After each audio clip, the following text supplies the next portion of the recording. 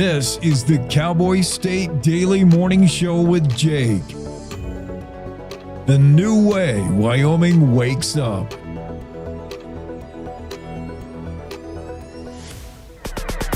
It's time to take a look at what's happening around Wyoming. From the Cowboy State Daily News Center, I'm Mac Watson. The prosecutor charging Representative Bill Allemond on drunk driving allegations says he was handcuffed during his Buffalo traffic stop for safety reasons, not as part of an illegal interrogation. Cowboy State Daily's Claire McFarland reports that the representative made a reckless movement near a gun, the prosecutor wrote. Representative Bill Allemond had this argument like he was detained and then asked incriminating questions while he was detained and that his case should be dismissed. Where the prosecutor fired back Friday saying, well, yeah, the deputy handcuffed you for a bit during that traffic stop because you were moving around near a loaded gun. And so it was a safety thing, not an interrogation thing.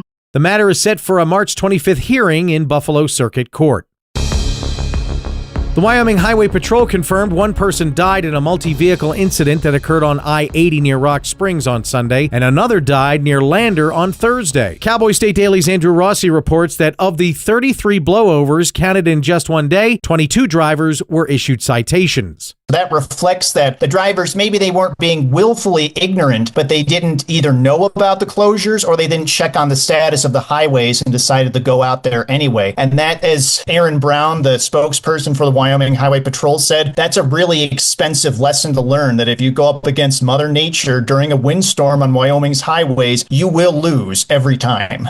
The WHP's initial report identifies the victim as J.C. Slaw, 29 years old, of Utah. He was driving a Chevy Trailblazer that struck a guardrail and rolled over down a steep cliff after overcorrecting a turn. I'll be back with more news from the Cowboy State Daily News Center right after this. Stewardship is a Wyoming skill. It's knowing when to use, when to protect, and when to step back. Through real-world learning, Wyoming Agriculture in the Classroom teaches students how natural resources are managed sustainably, because caring for the land is part of who we are. Our curriculum, Wyo Wonders, is built for elementary students by Wyoming industry professionals. Use it for free now at wyowonders.org. Did you know it's illegal to dig or excavate without knowing what's below? This is Jan Warren, Executive Director for One Call of Wyoming. We will be hosting workshops around the state to educate homeowners, realtors, landscapers, underground facility owners, and excavators on the state law, industry best practices when it comes to planting a tree, building a fence, or any other excavation project you have planned. Join us for a free breakfast, get your questions answered, and learn how One Call of Wyoming is here to help. Go to onecallofwyoming.com and register today. Cowboy State Daily News continues now. A new law aimed at shutting down illegal gambling halls in Wyoming bars rewrites the rules for every friendly poker game in the state. Cowboy State Daily's David Madison reports that in Alpine, Yo's Poker Palace continues to insist it's running a friendly and legal game. We're talking about poker here. It's synonymous with the West, right? You know, the swinging saloon doors. You walk in and there in the corner is a game going on. And I don't think lawmakers were out to end poker. I think they really wanted to close this loophole where really big profits were being made by bars that were exploiting the friendly game loophole. That's what my sources in the legislature and at the Gaming Commission say. For years, Wyoming law has allowed poker games among friends, the kind of Saturday night kitchen table affair, where somebody loses $20, nobody walks away from the table flush with cash, but some professional operators found a way to turn the friendly game exception into a business model. After a near-fatal December crash, Brittany Knopp of Lovell is home recovering. Cowboy State Daily's Dale Killingbeck reports that Brittany was Christmas shopping for needy children when hit by two cars. There were two kids at the bank she worked at that were part of this Angel Tree project. Their names were on her list. She wanted to get those presents, and so she was headed out on a Saturday afternoon and apparently hit some ice. She was hit twice, once head-on, once T-boned. Her body started bleeding internally, and she almost lost her life, was taken to Billings Hospital, spent a month there. First thing she said when she woke up was, "Did the kids get the presents?" She had an Apple Watch that had the crash. And so as soon as she went into the crash, it sent alerts to her parents, and her dad and stepmom just happened to be in Cody at the time. And so they were able to drive to the crash site. The Level 21-year-old is recovering from a broken pelvis, knee, and other injuries after spending more than a month in a Montana hospital. And that's today's news. Get your free digital subscription to Wyoming's only statewide newspaper by hitting that daily newsletter button at cowboystatedaily.com. I'm Mac Watson for Cowboy State Daily.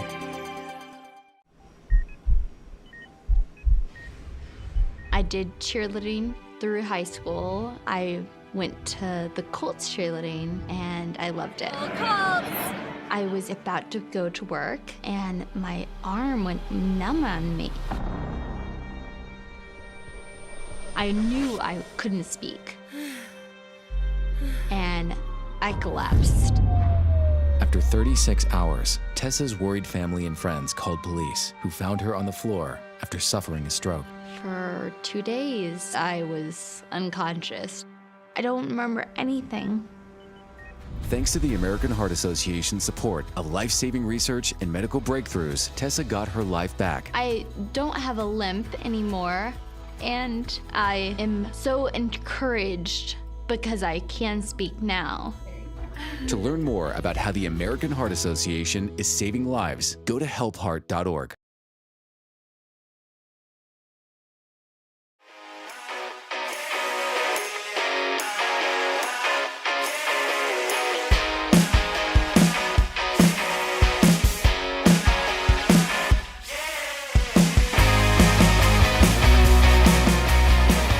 Good St. Patrick's Day to you on a Tuesday, March 17th, Cowboy State Daily Show with Jake. Great show lined up.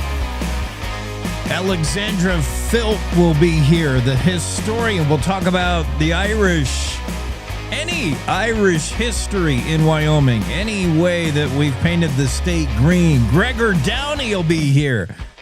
And the world's smallest St. Patrick's Day parade, not shortest. Hot Springs, Arkansas lays claim to that. Kari DeWitt and Thomas Sims will be here. Pinedale's Wind River Brewery, one of my favorites. It's a Cowboy Kevin Meyer Tuesday. Renny MacKay from the Wyoming Business Alliance will stop in. Josh Gardner and Jared Stiver. Those are the two golfers that founded Tea Time at the toughest golf course to book in Nebraska. Who knew? Sheridan Rodeo and World Championship Indian Relay. Brandy and Hayden will be on the show today. And Mayor Patrick Collins will talk about Cheyenne. Everything you need to know about the growing capital city. But first, Jen Coker starts it all off. Jen, do you do the St. Patrick's Day? I don't, but I do have terrifying memories from grade school. Remember, if you didn't wear green, you'd get pinched? Oh, yeah. Yeah. By naughty leprechauns.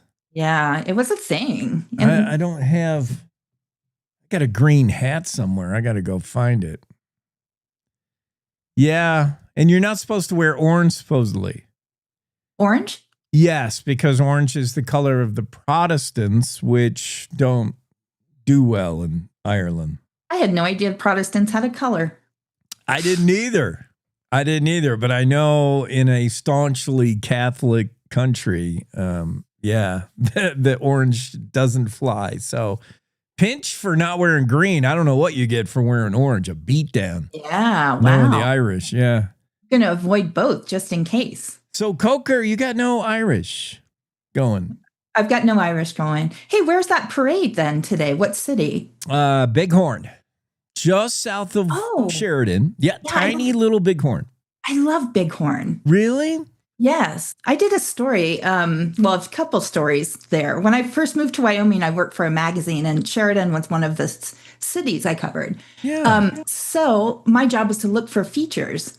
And I found trapeze artists. I found, what else? They're just neat little, I guess it's a town, technically. Yeah. Just so beautiful. Yeah, it's a cool town. Those two towns between Buffalo and Sheridan, Story is not even a town, not even a village. Story is just like, it reminds me of Kelly, Wyoming. It's just a community of different kind of people. Beautiful, at the base of the Bighorns.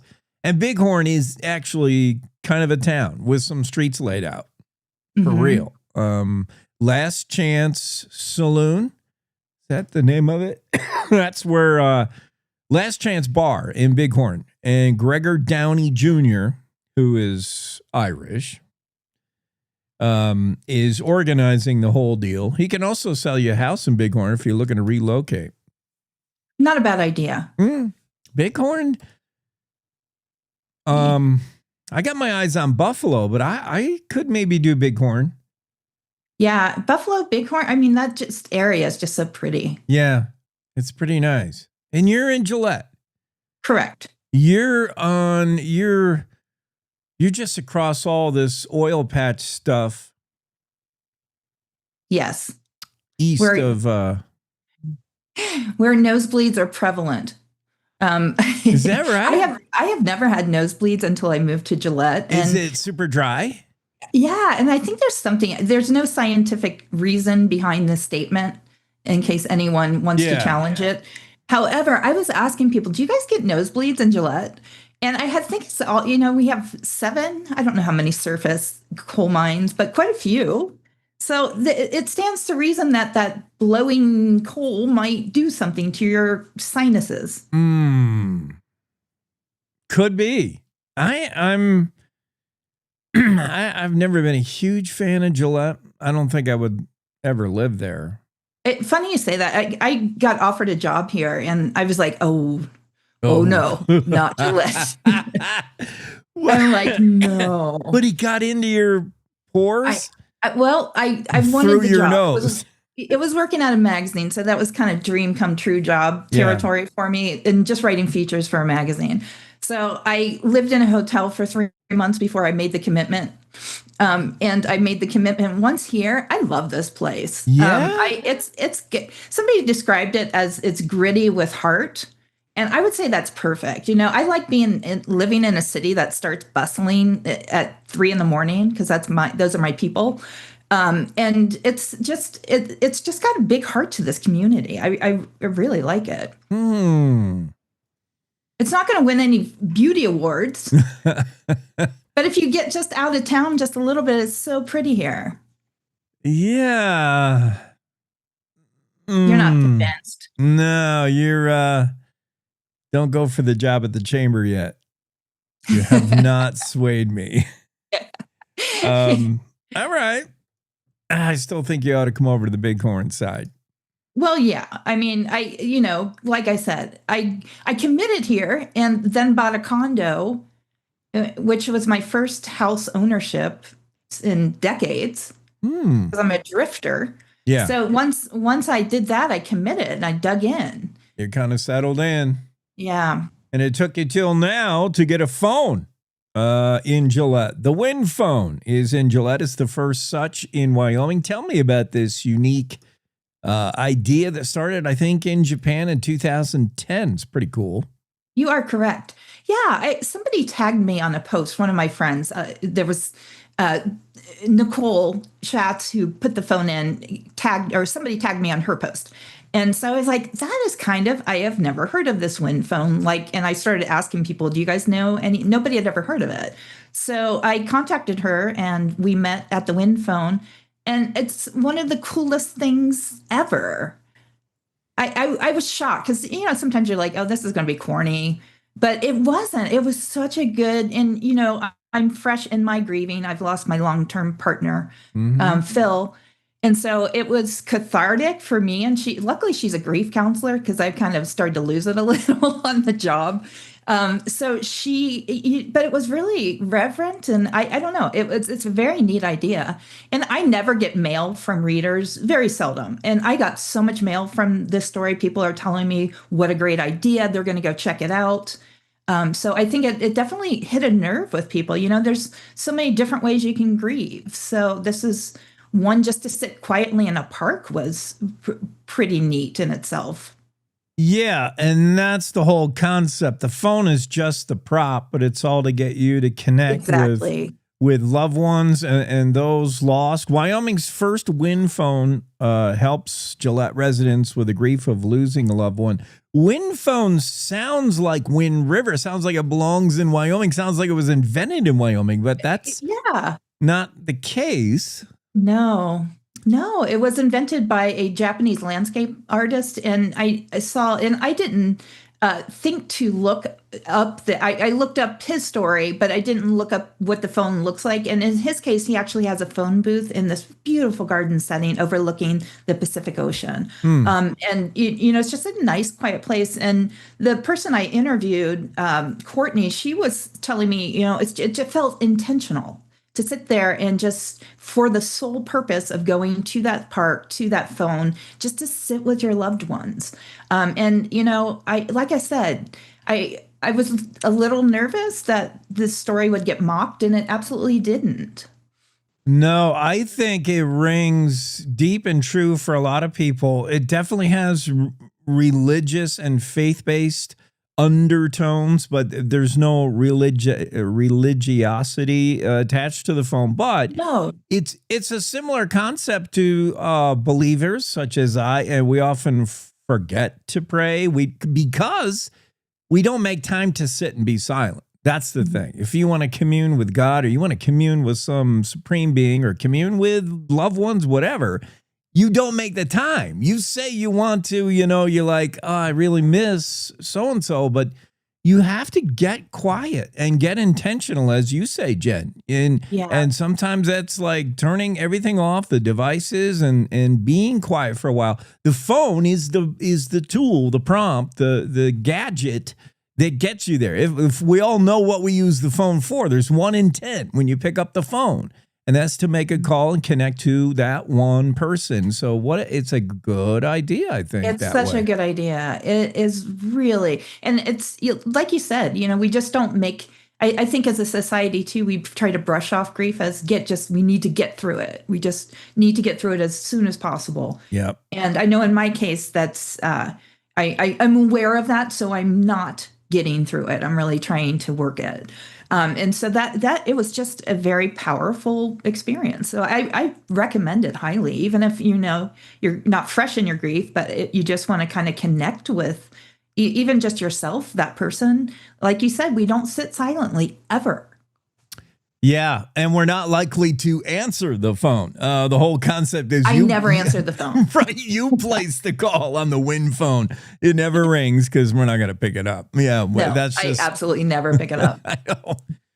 There's 400 some of these in the United States. Wyoming's got its first. It's in Gillette, and it's starting to get popular around the area, Rocky Mountain West, yes? Mm-hmm. None in Utah yet, which Utah would be a great place for a Win phone.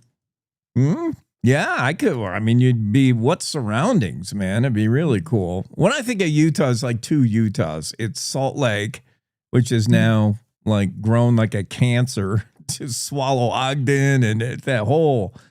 Yeah. No. And then like the desert, Red Rock Sandstone Desert, Utah is really cool. Mm-hmm. And then you have the Park City, which is its own third. Well, yeah. place. Park City's Jackson Hole of Salt Lake, and Salt Lake's already kind of fancy. Yeah. Sort of. It's very clean. Yeah.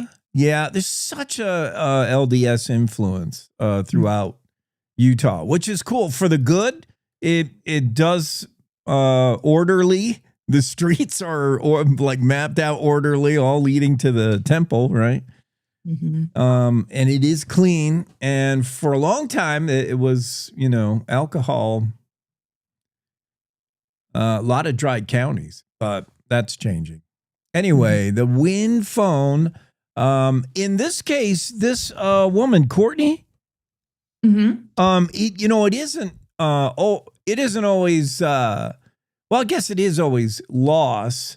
And mourning, but it doesn't have to be mourning in that way. It could also be, in her case, she had some people that are instrumental in her life and probably never said some things to them or demonstrated how important they were. And somewhere on the other end of that phone is hopefully their soul, whatever, and they finally hear for the first time that you're like, I never said I loved you. I never said thanks for doing this. Yeah. And Nicole made the point, it's not just loss, it's grief also. Grief can come in so many different forms, like grief of your marriage failing, grief of, a friendship dying or whatever. And in Courtney's case, I found it so interesting because she just went through a really terrible patch in her life, a marriage that she was unhappy in, and she has finally left that marriage and feels good for the first time in a while. She's 44, she's looking at a new chapter in her life. And in her case, she wanted to tell her people, sorry for making you worry, but I'm going to be okay. So I thought that was interesting also. Anything you can make of the phone design in the U.S.? Are they always this red phone? Do you know? Yeah. Color doesn't matter, but there's supposed to be a retro phone, either a rotary or push dial. And that's the idea of it. Because, a cell phone just wouldn't have the same resonance. Because the cell phone is like, you walk by and you see one of those and it's like, whoa, of the century. But the phones, I don't know. I mean, I'm old enough where I actually had one of those in high school. The rotaries, and it would take forever to get around. Yeah. Yeah. So I thought that was a cool touch also. But it has to be an older phone. What? And the only rule is you can have one in your backyard, but you have to register it. And then, you don't have to, but it's suggested that you register your phone so people can find it. And I guess you wouldn't want one in your backyard because people would be coming to your backyard. But you know what I mean. Phone's ringing at all hours. This is a phone that doesn't ring. In fact, if you were to check it out, it's probably not connected to anything. Not with wires that we can see, but yeah, you never know. Courtney, big thanks for her to participate in this and putting her face and words to the story. That makes the huge difference. It's always such a, I believe Nicole's going to be coming on your show. No way. To talk about these phones. Yeah. But I also, I always appreciate anyone who's willing to share their personal story, because that's the only, I was telling Nicole, people need a personal story to grab them to the story. And I'm always so grateful. Yes. So thank you, Courtney, for sharing, and she's like, I'm an open book. And that's really impressive to me because I'm not, and I live in fear of anyone knowing one thing about me. So Courtney might answer the phone if it rings. I think she's so nice. Yeah, she would. And I bet she'd sit there with you too. Oh, wow. Nicole's going to be on Thursday from what I see from my. Yeah, you'll like her. She is very kind. Cool. She's out to do good in her life or in this world. She's a very kind person. Yeah. We need more of those. We do. All right. Awesome.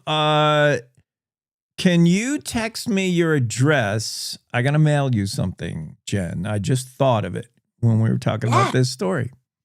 I have a package for you. I am so excited. Yeah. Give me your address. I'm going to mail you something. And because you sent me my OnlyFans.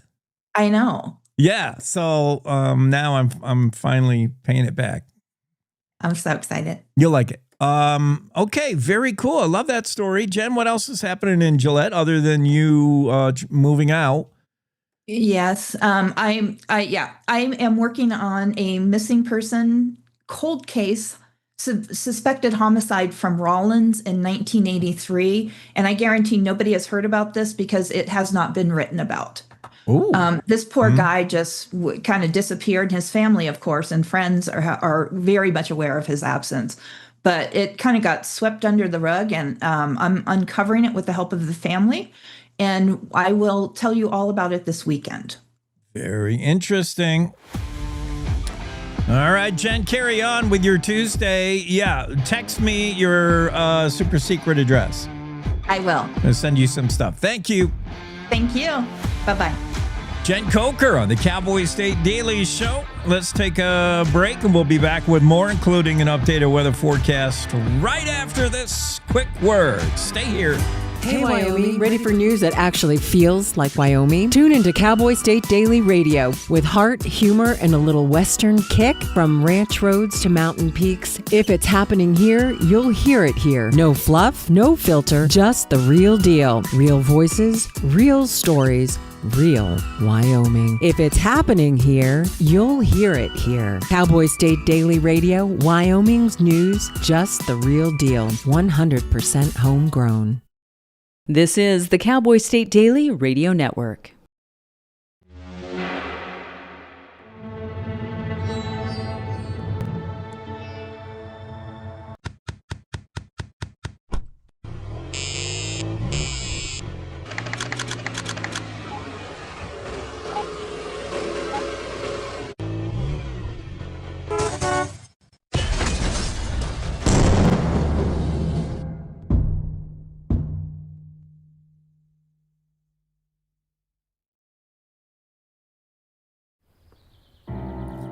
Hi.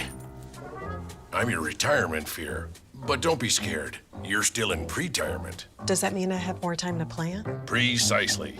Here, this is pretirement.org. Retirement savings options? Potential tax breaks? Ooh. This isn't scary.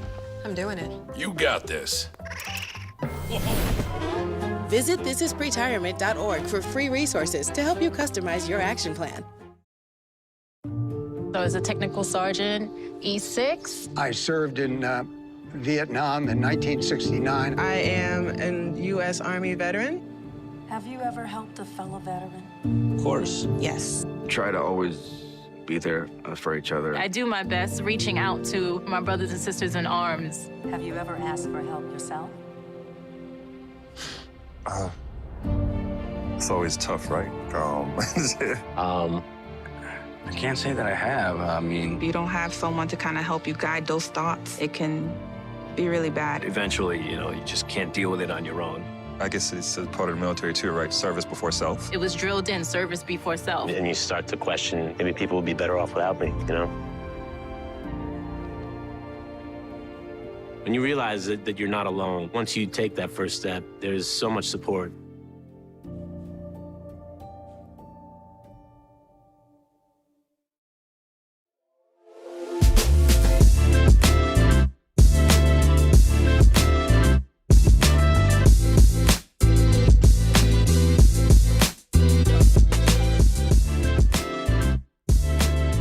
Cowboy State Daily Show here on a Tuesday. Man, the cat is out of his mind right now. The studio cat, whose name is Sharkbait, just going bonkers.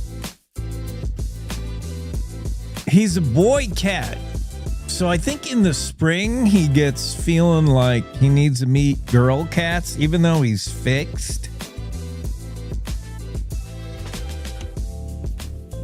And he just gets all restless. Here's the day weather forecast for today across the state. The warm-up begins today, and by the end of the week, holy cow, we're going to be hitting 80. Mostly sunny, breezy in Casper, highs in the upper 60s. Same for Lander, 68 the high. Evanston, you'll top out around 61. Some occasional wind gusts. Rock Springs, sunny and 65. Mostly sunny, breezy in Pinedale with highs in the 57-ish. Sunny, breezy, 57 in Afton. DuBois, sunshine, windy, 55. Jackson, mostly sunny, 57 today. Thermopolis, clouds on the increase, but highs 72 in Thermop. Cody, cloudy, breezy, 63. Buffalo, mostly sunny, 66. Buffalo, 66. That's a movie. Sheridan, mostly sunny, 65. Mostly sunny, breezy, highs 64 in Gillette. Mostly sunny, breezy in Newcastle, 64. Torrington, patchy, blowing dust. You don't often see that show up on a weather forecast. Patchy, blowing, usually the next four-letter word is snow. Now dust in Torrington. In March, y'all. It's going to be a wildfire season, I fear. 72 the high. Dusty and Lusk as well. Cheyenne, high wind warning from 6 this morning till 6 this afternoon. Red flag, fire warning. Also, blowing dust. Also, I mean, just life on the high plains right now is not great. In Cheyenne, if you live in certain exposed areas, you got to be fighting keeping dirt out of the house, right? Dust, dirt. It just gets in the cracks. It gets in through the window. Somehow it gets into your house when it blows like this. And it has not stopped blowing in Cheyenne. I don't know, all winter. Obviously, we had that wind event last week that was off the charts, but pretty much Cheyenne regular is just blowing 60. And that's today. High 64 for a temp with 60 mile an hour gusts. Blowing 43 steady, or 45-ish miles an hour steady, gusts of 60. All day, all night in Cheyenne. Oh, high wind warning in Laramie as well. Patchy blowing dust, 57. Patchy blowing dust in Rawlins. Mostly sunny, windy, highs in the upper 50s. This, I remember reading some of the record-setting temperatures we had over the winter, and many records broke, record highs. Son of a gun, this cat. Get out of there. Some of the record-setting highs we had this past winter broke records that were standing since the early 1930s and the beginning of the Dust Bowl era. And now today we get a weather forecast that includes patchy blowing dust in March. I don't want to Nostradamus this, but dang, I fear the topsoil in all the West is just blowing off and headed to the Midwest, where they grow great stuff. And it's no wonder. It's all our dirt.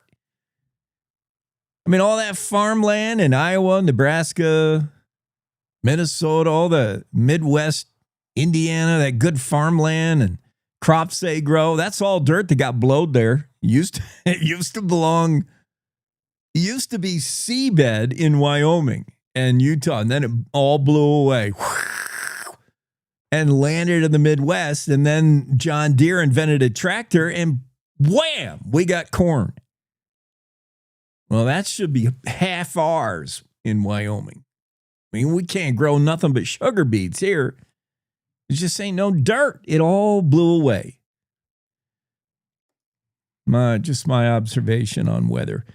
We have a historian coming up next, so this would be a good time to do this day in history, don't you think? 1863. Keep in mind, of course, it's March 17, St. Patrick's Day. 1863, Thomas Francis Meagher, an eclectic Irish revolutionary and general of the New York Volunteers during the Civil War. He would later go on to become territorial governor of a state up north called Montana.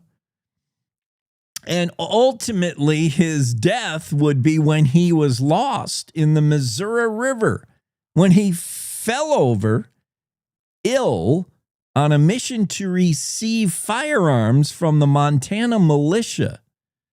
What a guy, this dude, Thomas Meagher. I wonder if our historian, who's going to be on in a moment, Alexandra Philp, I wonder if she knows this guy. He's not Wyoming history, but, Montana. Colorful, colorful history.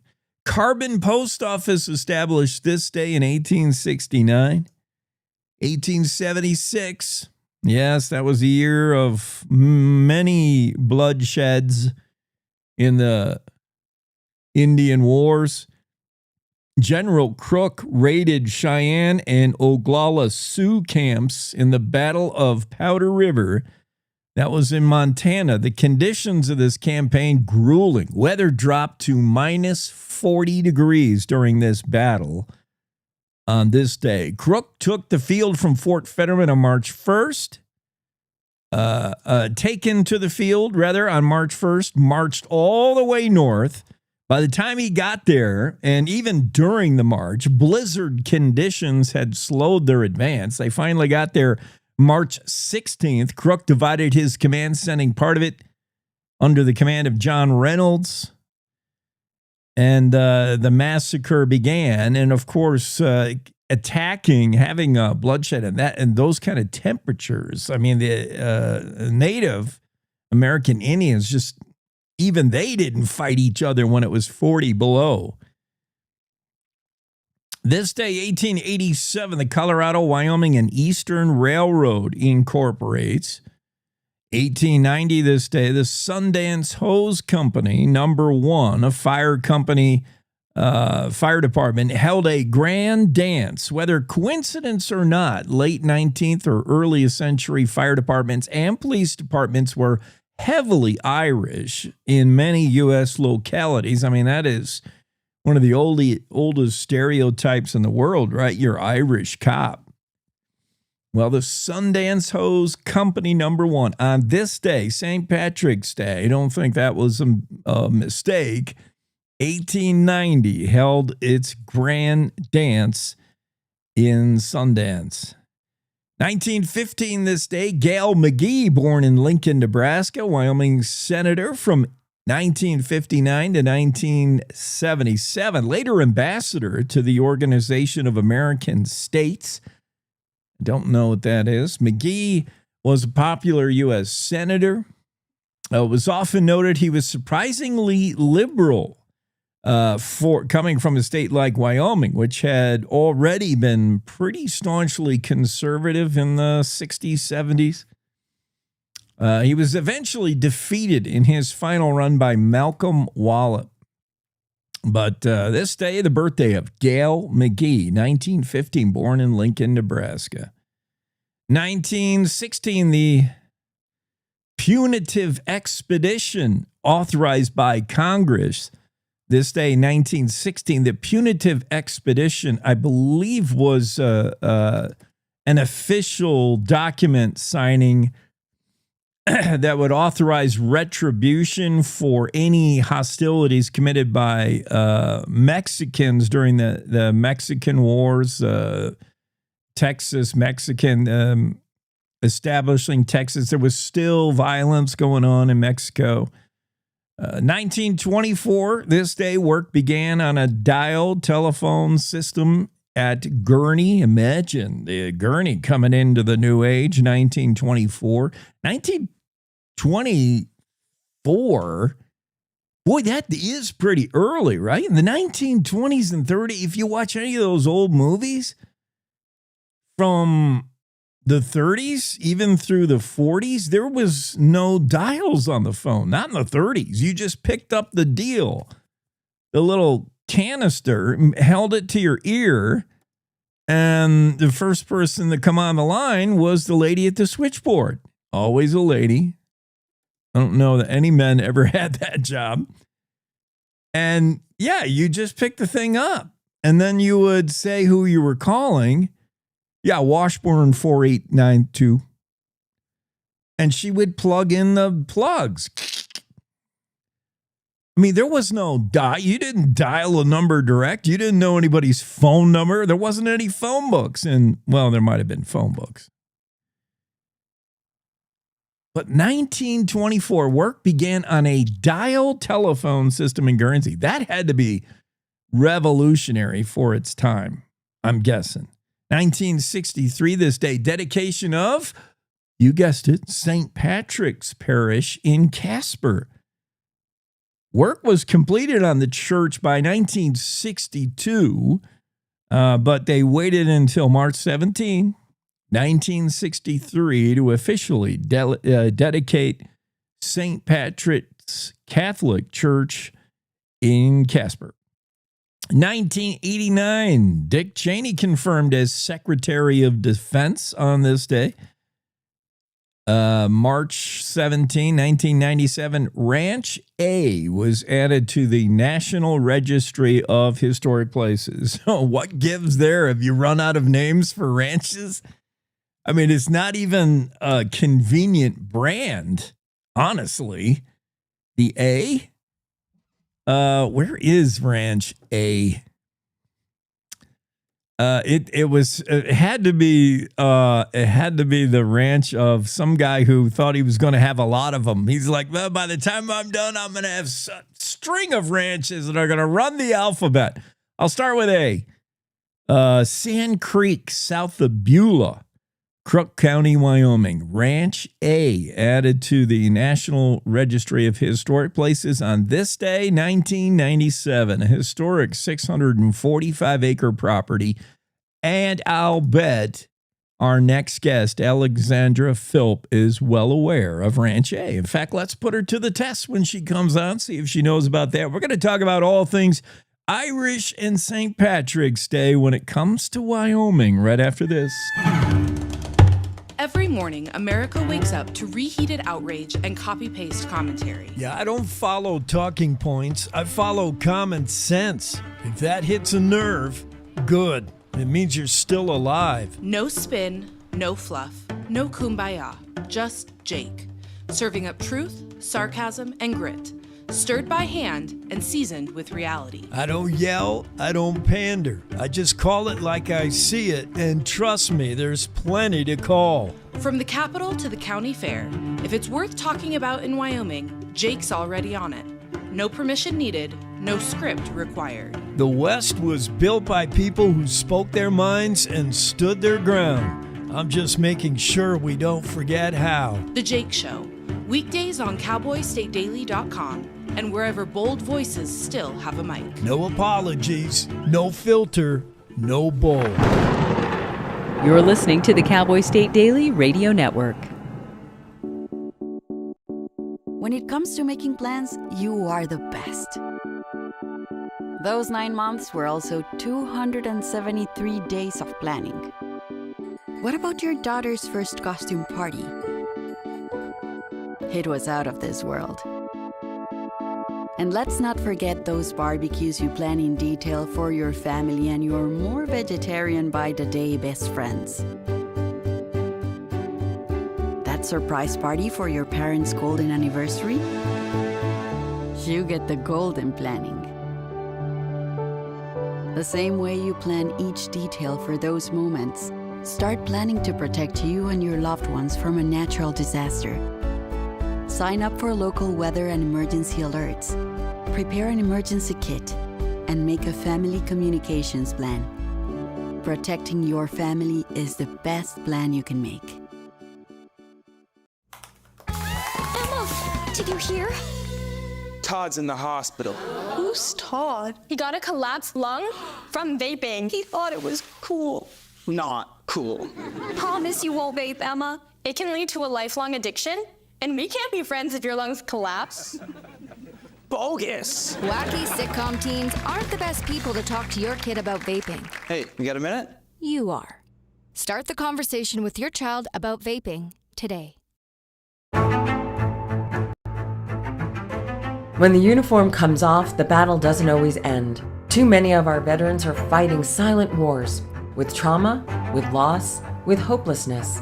Downrange Warriors stands in that gap, offering peer support, purpose, and a brotherhood that saves lives. You can help. Visit downrangewarriors.org because no warrior should ever walk alone. Hope is waiting. Be the reason they find it.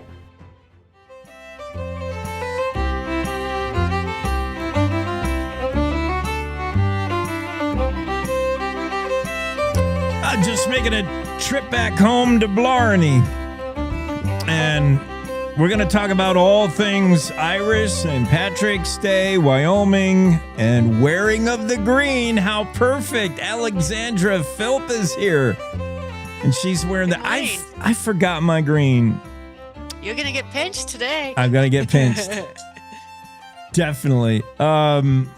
So before we get into the Irish history and strong Irish backbone, from railroads to bartenders to cops, the Irish factor into Wyoming, I'm sure, in history.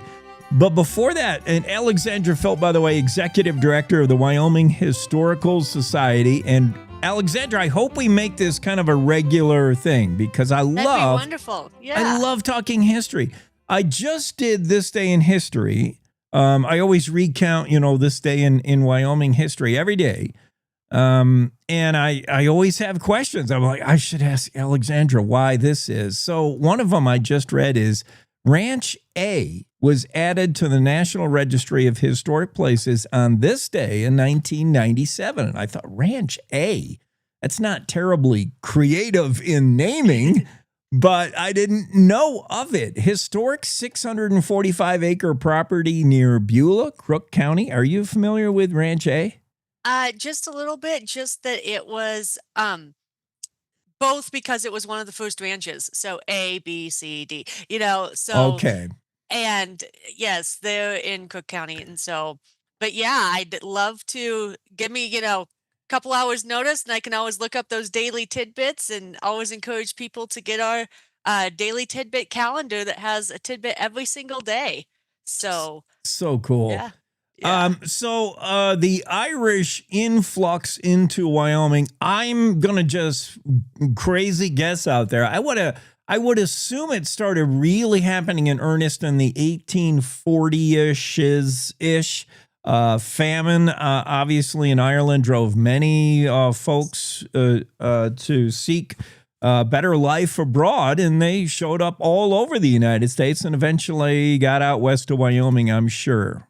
Yes. So in Wyoming, first was actually more after the Civil War, coming out with the railroads, as you mentioned. And as we well know from the West, building of the Transcontinental Railroad took a little bit longer than it did from the East. And, they met there in Utah. But lots of the immigrants were Irish, and they were coming back and following the railroad after the Civil War. Many of them had been conscripted to fight in the Civil War. And so they honestly were just looking to get kind of out of the area where they had been fighting and looking for a new life. And following the railroad over was a great way to do that. And so that's how many ended up in Wyoming. And then just following that were also ranchers and miners and everything in between. So that railroad, by the way, is a story in itself. The Transcontinental Railroad and the Golden Spike driven in there in like North Ogden. Yeah, yes. Making rail was easy till you got out west in the Rocky Mountains, and then it was like, wow, this is tough. It's always a fascinating story to me because I think originally they were kind of hoping for St. Louis as the middle point, starting of the Oregon Trail, all of that, and that's what they were aiming for, but it was just so hard to get through all of the mountains that it ended up being Utah. So such tough work laying track that they had to call in the Irish, which you often have to do when you need things done, man. You got to call in the Irish. Yes, definitely tough people, tough stock. And, the majority of people always think, obviously, we're a land of immigrants, all of Wyoming, all of the United States. But people tend to forget that really it's Irish and German are some of the most prominent past of settlers in the United States. And so obviously a big holiday for lots of people. And as they say, everyone is Irish on St. Patty's Day. So you know it. And one thing I think that I don't know if it's overlooked or not, but the Irish did also bring, certainly to Wyoming in the West, a cowboyism in the fact that they're kind of horse people. And from what I understand, looking at unlike England that had kind of gotten away from horse, like the Irish still very much used horses for transport, for work. They were real horse people. So obviously they became cowboys when they got over here, very many of them. yes. And, one of the most famous Irish Wyomingites, of course, is Senator Joseph C. O'Mahony. So very influential senator in the 30s through this 1961. He was born to Irish immigrants, and honest people kind of forget he was one of the people that really helped with the New Deal, which was, of course, a huge thing Yeah. during the Great Depression and everything. And he was one of the reason why we have civilian conservation corps, so many things in Wyoming, is he really looked out for Wyomingites while he was a senator there. And so very influential Irish roots, son of Irish immigrants and first generation, and really took care of his own out here in Wyoming. So, and as you mentioned, ranchers, there was the Irish cattle barons. People talk a lot about the Scottish cattle barons and things during Johnson County War, but many of them were Irish as well. So lots and lots of Irish history in Wyoming. Joseph O'Mahony, when I think of him, you think of the Teapot Dome scandal and all that, but I didn't realize about the CCC, because they built darn near everything out here in Wyoming. Whenever you see a road that goes, like, the toughest to build thing you can think of, like, why would anybody do that? Build that bridge, build that road. Well, the CCC had nothing else to do, I mean, during that time, and wow. But man, did they build it to last. Some of my favorite stuff is there at Guernsey and the castle there and things there, and just beautiful architecture. And again, it was a lot of that influence of making things from overseas in Ireland and everything else. So they knew how to build things and get it done, but everyone helped out there. I actually found a wonderful tidbit that the 1870 census in Wyoming, 50% of the population in the towns that had the railroad coming through were Irish and had Irish in it. So over 50%. So huge influence down there. So, and, you mentioned too, St. Patty's Day. Everyone, wants to have a really good time, however that may be. But they were some of the, everyone thinks about Hell on Wheels down in Cheyenne. And they had a specific group of people called the Gandy Dancers that really celebrated not just on St. Patty's Day, but all of the time. And so little tidbits for people to go up and look up and see some really fun pictures. Check out the state archives. There's some fun things out there for the Gandy Dancers. I have heard of that. Only it's like jingling a memory now. The Gandy Dancers. Every day was St. Patrick's Day on the railroad line. That's it, in Wyoming. Yeah. Work hard, play hard was definitely things that got passed down to a lot of Wyomingites, I do believe.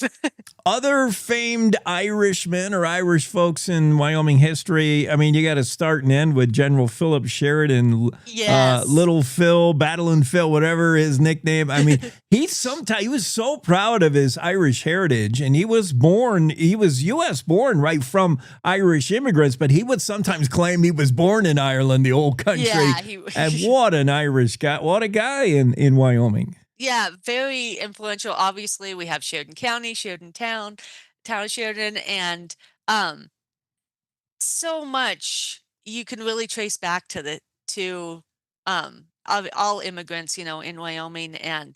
But he was an amazing guy who really brought people into the state and encouraged that and encouraged settlers.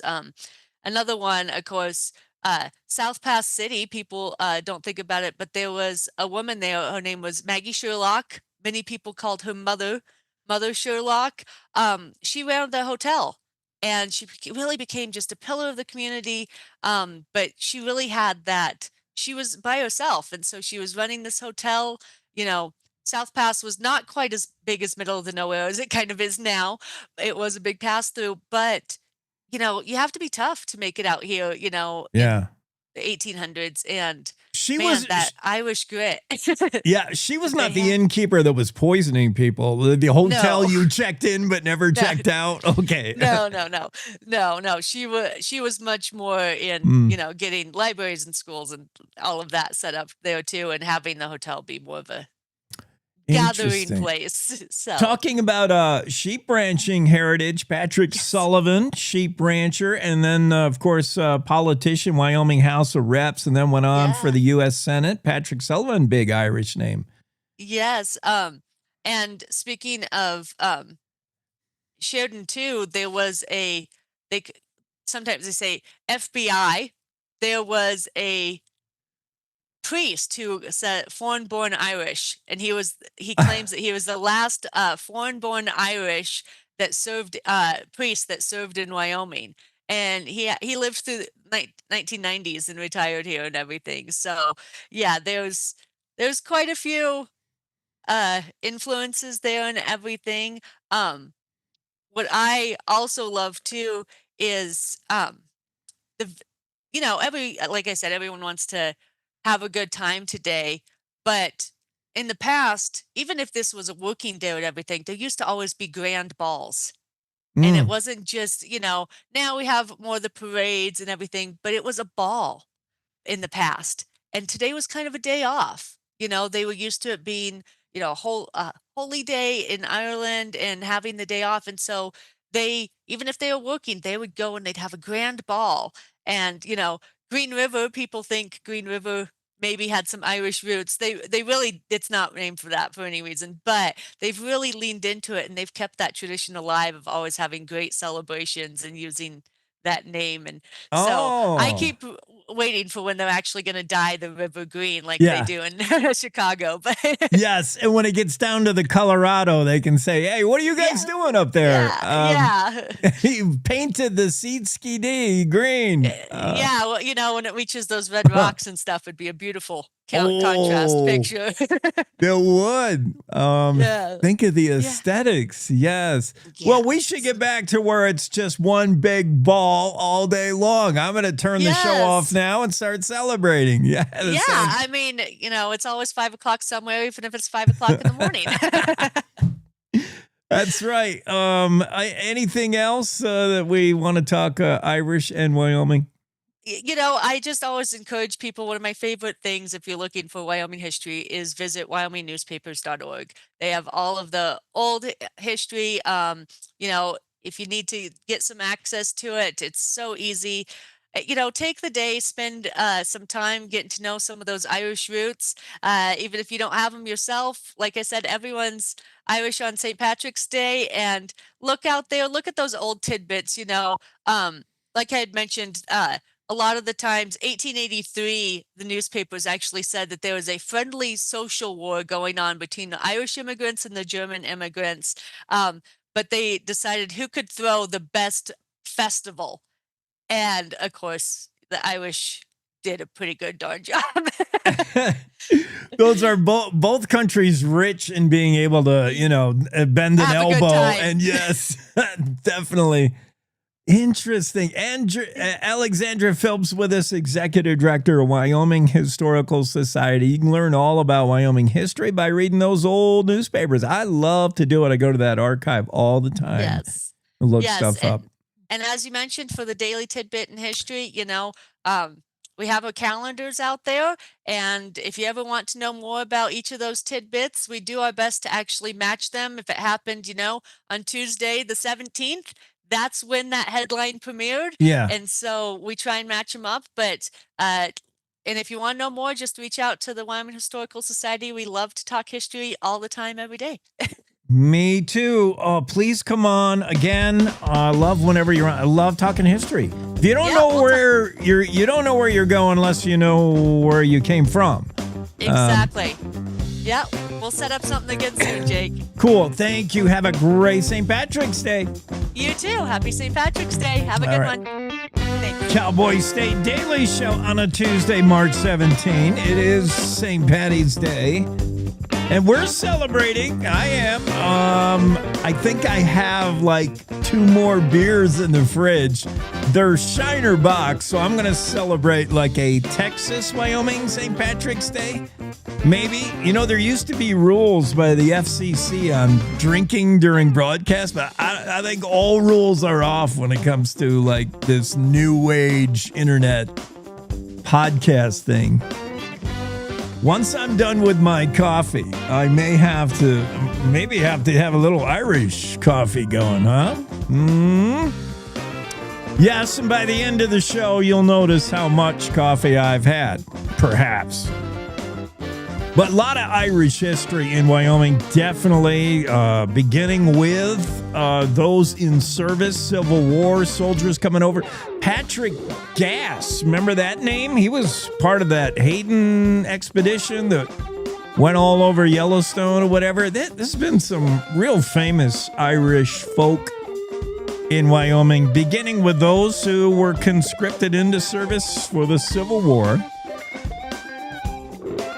and then drifted out west and built the railroads and became cowboys.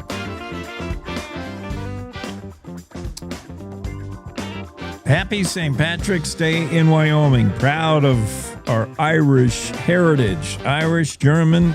We welcome everybody on today, long as you're wearing green. Thanks for spending your morning with us on a St. Patrick's Day morning of the Cowboy State Daily Show. You catch us on the homepage, I'm sure, cowboystatedaily.com. You can see the show also live on Facebook Live, X Live. Check us. Make sure you subscribe there. I think we did get to 23,000 followers on our YouTube channel. Make sure you subscribe while you're there. And you hear us on radio stations across the state, including 102.7 The Peak in Pinedale. Time for news.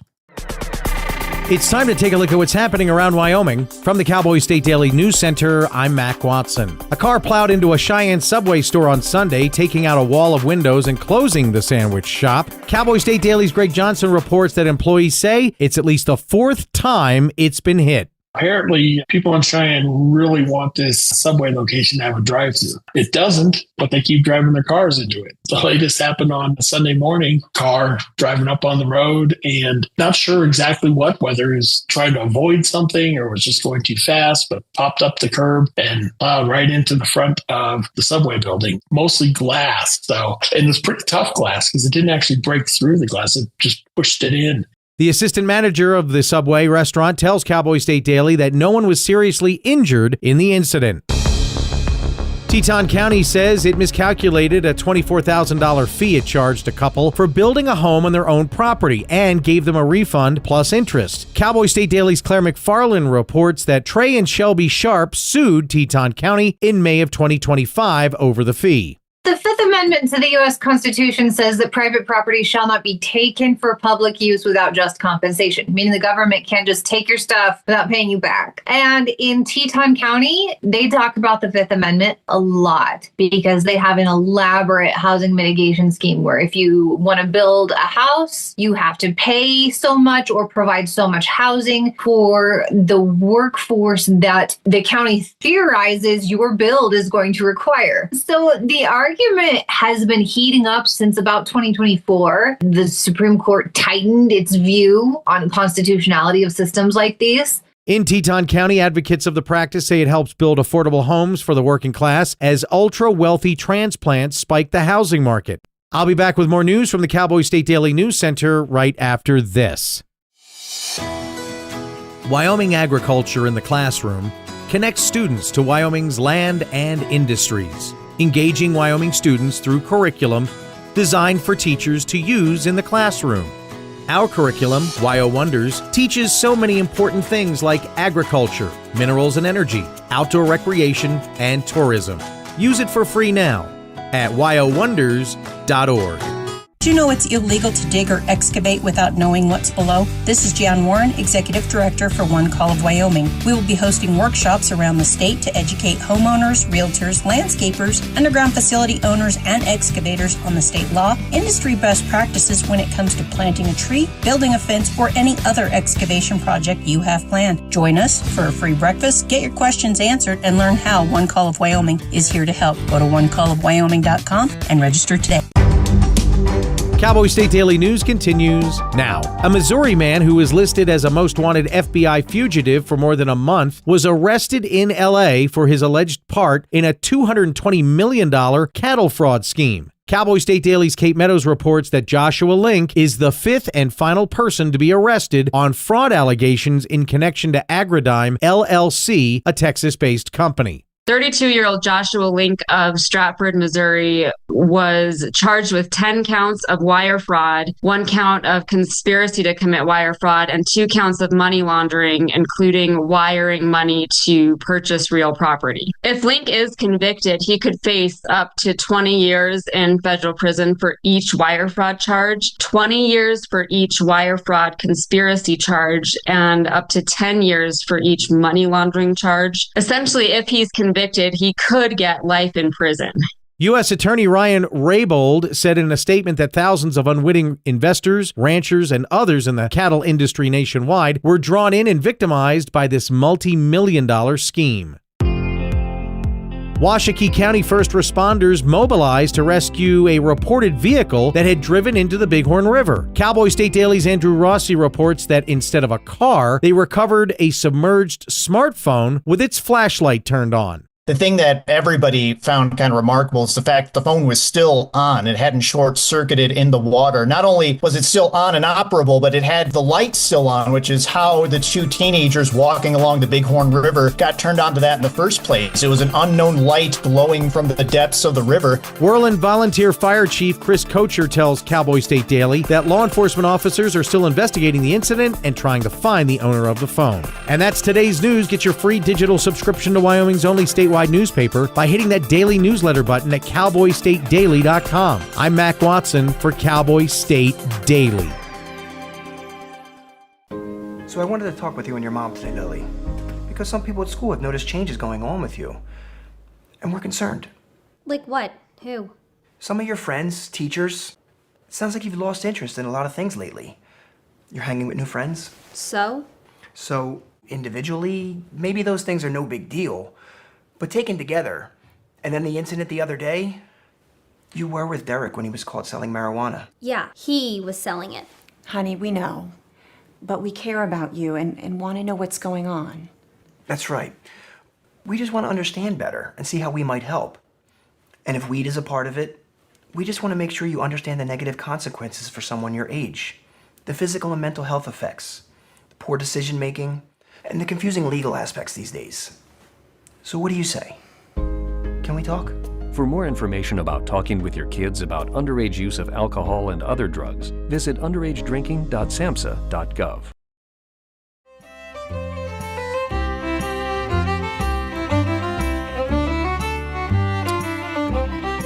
And we're back from news break on a St. Patty's Day Tuesday here at the Cowboy State Daily Show. Come on along. We're all going to the Last Chance Bar. Just tell your boss, we got a note for you. You got a note from the doctor. Call in sick for the day. Call in sick, wear green. You look a little green today. I think you better call in sick. You got to get decked out for the day. Thanks for having me on, Jake. This is great. I love it, man. So what's going on in Bighorn? It's Jen's favorite town. We had Jen Coker on earlier. She loves Bighorn. The wife and I are going to move to Buffalo here pretty soon, although maybe you can find me a place in Bighorn, with the Realty, Powderhorn Realty will hook you up. Oh, 100%, buddy. We'll take good care of you. Give me a holler anytime. I'm in the market. I want to get over there. It's my dream to get out of here and over there.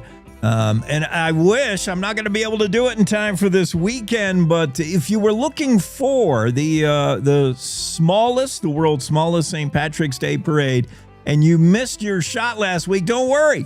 It was so small they didn't even have it. They're going to have it this weekend. The weather was awful. We did. We had a little bit of a rain/snow cancellation. So yeah. We looked at the forecast too. Last weekend was marginal at best. And this weekend I hear is supposed to be about 75 and sunny. So can't beat that for a spring parade. That's for sure. No, that sounds a lot better. Good move. This is a movable feast. Don't worry. I mean, St. Patrick's Day falls on a Tuesday, so you can do it the previous, the next, or both weekends if you're really Irish. I love it. Yeah, we had multiple celebrations last weekend, so our philosophy is to keep the party going, which is kind of the Bighorn motto, honestly. It's a great little town, man, and we have so much fun with the parade, but we still did some celebrating last weekend. The Barn in Bighorn, great little bar right down the road from me here, had a great little celebration. Our local pizzeria, the Bighorn Merc, had some really good pizza specials. They did a Reuben special and all kinds of good sauerkraut, corned beef on everything. But it's really a fun event, Jake. The whole community kind of turns out and puts in their little effort to do the best they can to put on a fun show for the community. But it started as the world's smallest parade. But I got to say, I think we upgraded just a tad. Oops, look what happened. You got too big, too good. You added a few floats, and now the parade lasts all morning. went from funny you say that, man. I'll give you a little bit of the background. So Yeah. a local legend / one of my best friends, Kate Sheehan, put this together for us. But I don't know how well you guys can see that. Oh, yeah. But this is literally the origins of the Bighorn Parade, the St. Patrick's Day Parade in 2009. Literally consisted of 4 people. Kate's husband, Doug, right here. He's the guy in the green and the bagpipes. Our buddy Tommy Boyle. Obviously, he turned a 5-gallon bucket upside down, and that was the drum. Doug was on the bagpipes. And then we had Tori Wayman Chenoweth, another one of my best friends. And then we also have Lynn Reeves, who's my neighbor right over here. So that was the origins. We're talking a 4-man parade. I was going to ask, what is the 5-gallon bucket? I thought you were carrying beer in it. No, well, it's a drum. multifaceted tool. I love that, man. We can trace its roots all the way back to 2009. We got the photos to prove it. Gregor Downey Jr. is with us, the Last Chance Bar. And we also have the articles here from the various points in the history of the parade, but kind of highlight some of the fun stuff. Of course, we got Doug. He's kind of our front and center bagpipe player. But yeah, over the years, we've been known to have some very quirky and fun floats in the parade. But our friend Jess Winter, she owns the Last Chance Bar, and she does a lot of the coordinating, the permits, and everything for the parade, which permits are pretty new to us. I call it growing pains. Yeah. They're froze up over there in Bighorn, where the interwebs might be a new invention. Hopefully Gregor's going to hook back up with us. I don't like what I see, though. Gregor, you're froze up and something happened to your interwebs. It's the Last Chance Bar hosting what is billed as the world's smallest St. Patrick's Day parade in the historic town of Bighorn, Wyoming.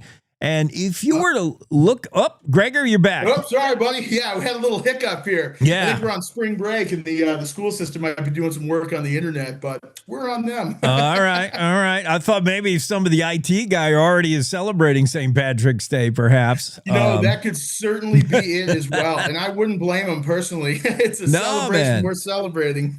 Hey, I typed in, I looked up and I accidentally put world's shortest St. Patrick's Day Parade, which is a thing in Hot Springs, Arkansas. Did you know that? It's really? Yes, they claim competitions. What you're saying? I'm saying they've had Flava Flav was there one year with the clock, and they've had guest celebrities. Man. Valerie Bertinelli stopped in one time to be the parade host, the Grand Marshal.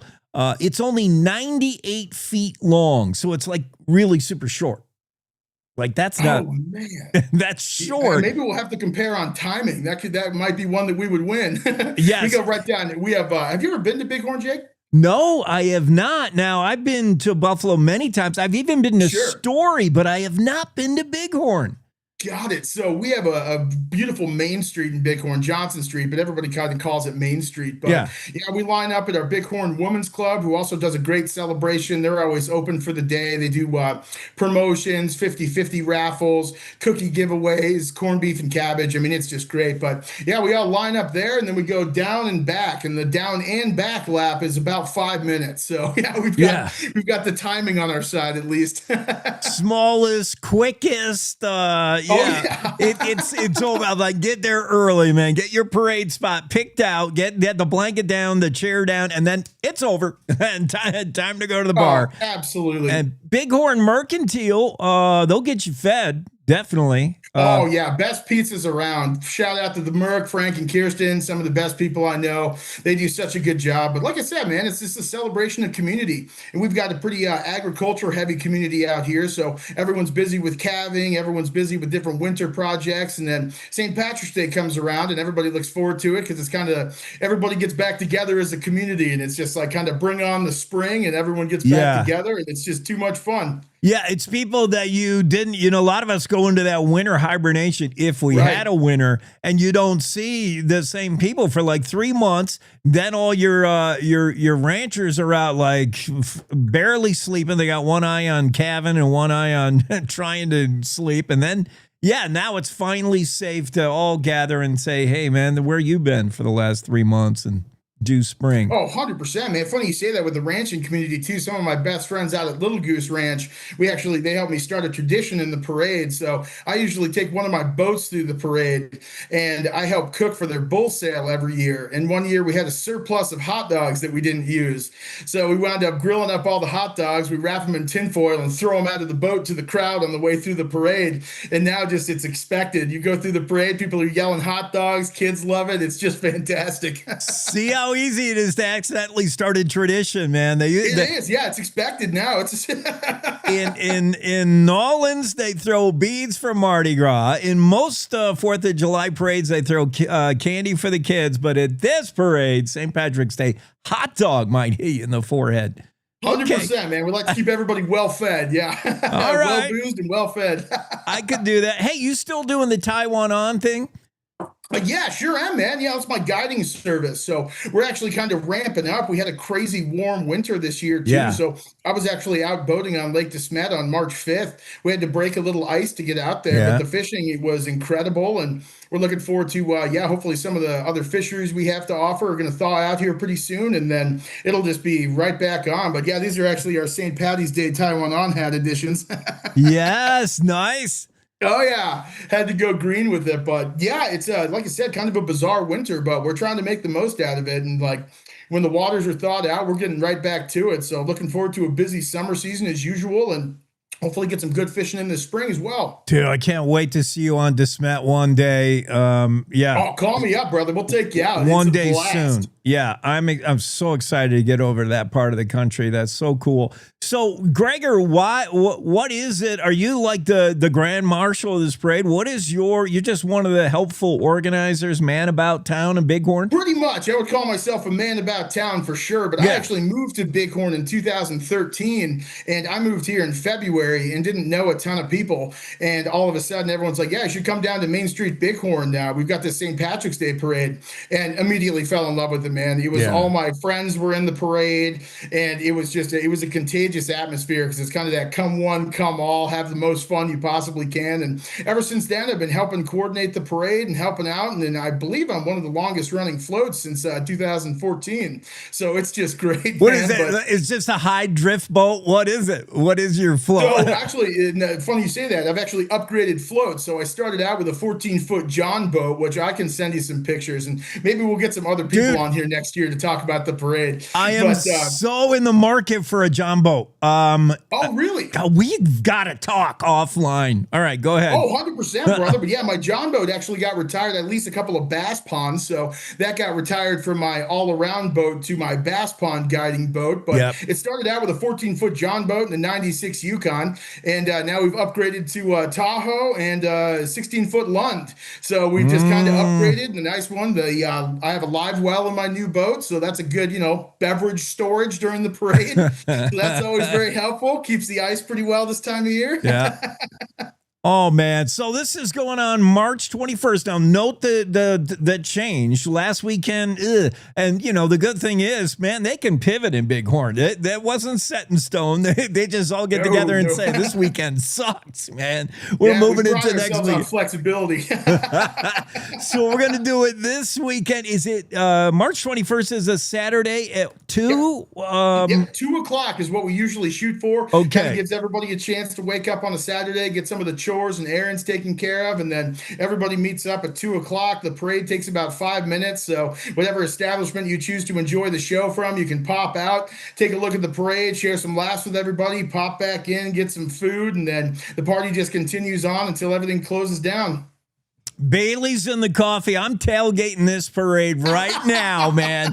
I'm going to get my tailgate on. It's a pre-show Tuesday, and then you'll be ready for this weekend in Bighorn, Wyoming, where they're so welcoming. You can't believe it. Gregor Downey Jr. is with us. Thanks, Gregor, and top of the morning to you, man. Happy Irish. Hey, cheers, brother. Thanks for having us on. Yeah, let me know if you guys want to do this again next year, Jake. I've got some of the foundational members from the original parade that I'm sure would love to give you better history than I can. Dude, next year, I'm going to be in that dang parade. I'm going to be over there. Let's do a live feed. You can be in the boat. Have a hot dog. I'll see you on DeSmet. Thanks, buddy. Hey, later, brother. Thank you, Jake. Have a nice day. All right. Don Davis is here. Wind chills below zero, ice and snow. Oh, and the drifts. Oh, you know what it's like. But guess what? Cowboy State Daily has you covered with the most accurate and reliable forecast with meteorologist Don Day. So you know what to expect. You know the saying, if you don't like the weather in Wyoming, just wait 5 minutes. It will change. But you don't have to keep checking the skies or an app on your phone to see if it's going to rain or snow. So make sure you're getting your forecast from Cowboy State Daily's Don Day. Every day. This is the Cowboy State Daily Radio Network.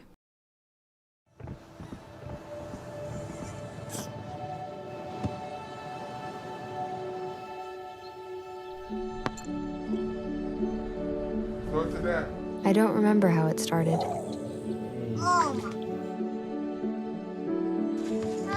Our back and forth. Victory. Fumble. Repeat. It always came back. Dad! Okay, here we go, throw it! Yeah.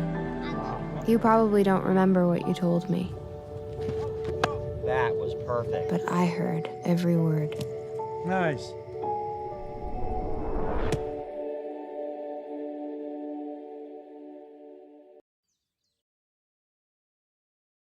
Jason, let's go see your room.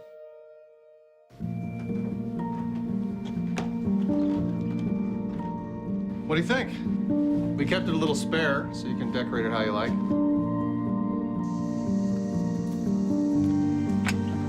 Dinner! Go? Excellent. Soccer is fun. Yeah, I saw you guys out there.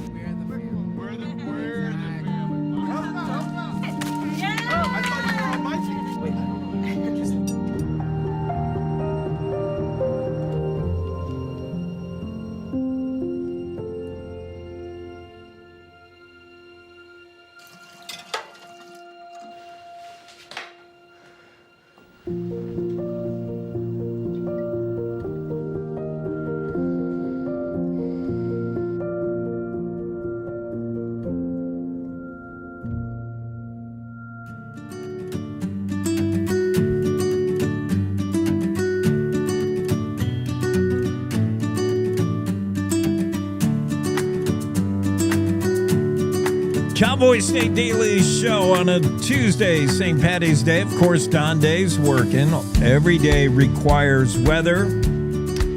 Day weather forecast. Don, happy St. Patty's to you. You too. So, weather forecast today includes blowing, patchy, and the word is not snow. It's another four-letter word, dust. I can't recall seeing that in a weather forecast, but it's a 60-60 day across Wyoming. You'll be in the 60s today. You may see gusts approaching that as well. Wow. Yeah, it's not going to be as widespread of a wind event. It's nothing like Thursday. Yeah. Thankfully. But it is going to be windy, especially the I-80, I-25 corridor areas as we're transitioning from the cold front that came in over the weekend and high pressure building in, and the wintry weather continues back east.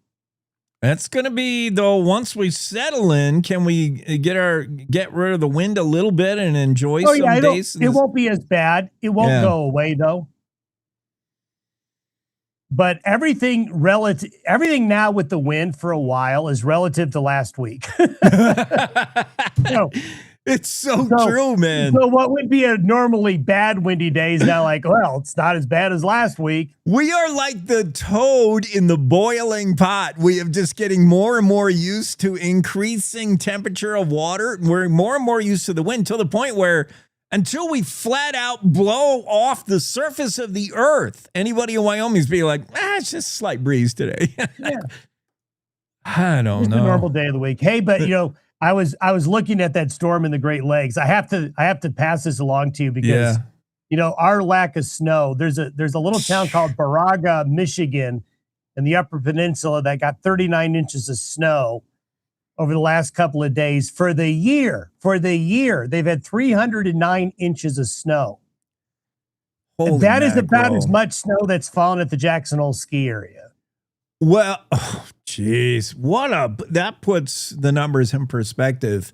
We talked once to our friends up there in Mackinac Island, up there in the UP, and shit, they had to close down their cookie shop because they were getting hammered. Man. Yeah, they're reporting 6 feet on the level on the ground.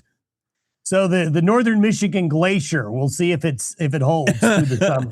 Don Day, they're just adding to that. Don Day is not responsible for weather there, just Wyoming. In fact, the Rocky Mountain region, you got your folks doing weather all over around here, don't you?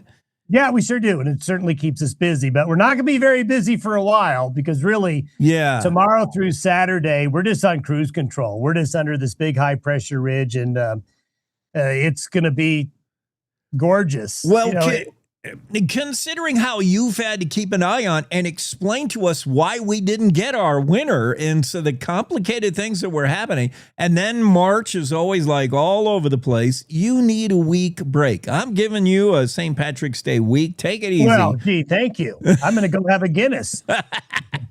All right, man. Thank you. Bye-bye. Cowboy State Daily Show. That's Don Day and the day weather forecast. Deserves a week. Let's get right back into the Zoom room. I got special guests everywhere. Let's see. First, we got to bounce down froze, so we're gonna unfreeze him. Just chuck him right out of here. And then I guess we're kind of on a bit of a bar hopping adventure. We went to the Last Chance Bar in Bighorn, getting excited for the world's smallest St. Patrick's Day parade coming up this weekend. Don't blink or you'll miss it. And then we're going down to the bar in Pinedale, Sublette County. It's a Wind River Brewery, one of my favorites. I love it. I want to talk beer with these folks. On your left, if you're watching the moving picture, if you're on radio, if you're listening to us on the Peak 102.7 in Pinedale, you'll just have to imagine it. But on the left, we have Kari, right? Kari DeWitt. And Thomas Sims, the brewer, is on the right. Kari, Thomas, how you guys doing? We're great. Thanks. Thanks for having us. You bet. Yeah, happy St. Patrick's Day. Thank you. Good day for beer. Yeah, good day to talk beer. Every day's okay to talk beer. I want to talk about some of the particular beers, including Harrower Hefeweizen. I have to try this, the Banana Hef. Oh, yeah. But wait a minute. I'm not going to before I get too excited and already start drinking. Let's see. What are we going to talk about? Bingo Sundays this month or trivia's ending? Yeah, and the biggest thing we got going, Jake, is Drink Beer, Save Wildlife. So in 2023, we started a partnership with the Wildlife Foundation and started the Pronghorn Pilsner, which has just been great. It turned into our best-selling beer. And since then, we've donated $30,000 to them. And so starting this year, any beer, we're donating 3% to wildlife. So it's been really great. And Thomas is the brewer. He can talk more about the beers. So the Pronghorn Pilsner became the best-selling beer because you think attached to this movement, this Drink Beer, Save Wildlife Conservation, which, by the way, has raised well over $30,000 since 2023. Or was it the concoction? Did Thomas come up with a winner right off the bat? No, I don't know if it was the concoction. I don't think so. That I think partially just consumers, like that we're donating money from every single beer that goes towards this fund that helps wildlife conservation across the state of Wyoming. That's a Pilsner, the Pronghorn, by the way. What about this Green River Drift? Is that new? It's like a light lager, yes? Yep, that's correct. Yeah, it's fairly new. We just started actually canning it and distributing it across the state of Wyoming and into parts of Idaho recently. And that would be considered an American light lager.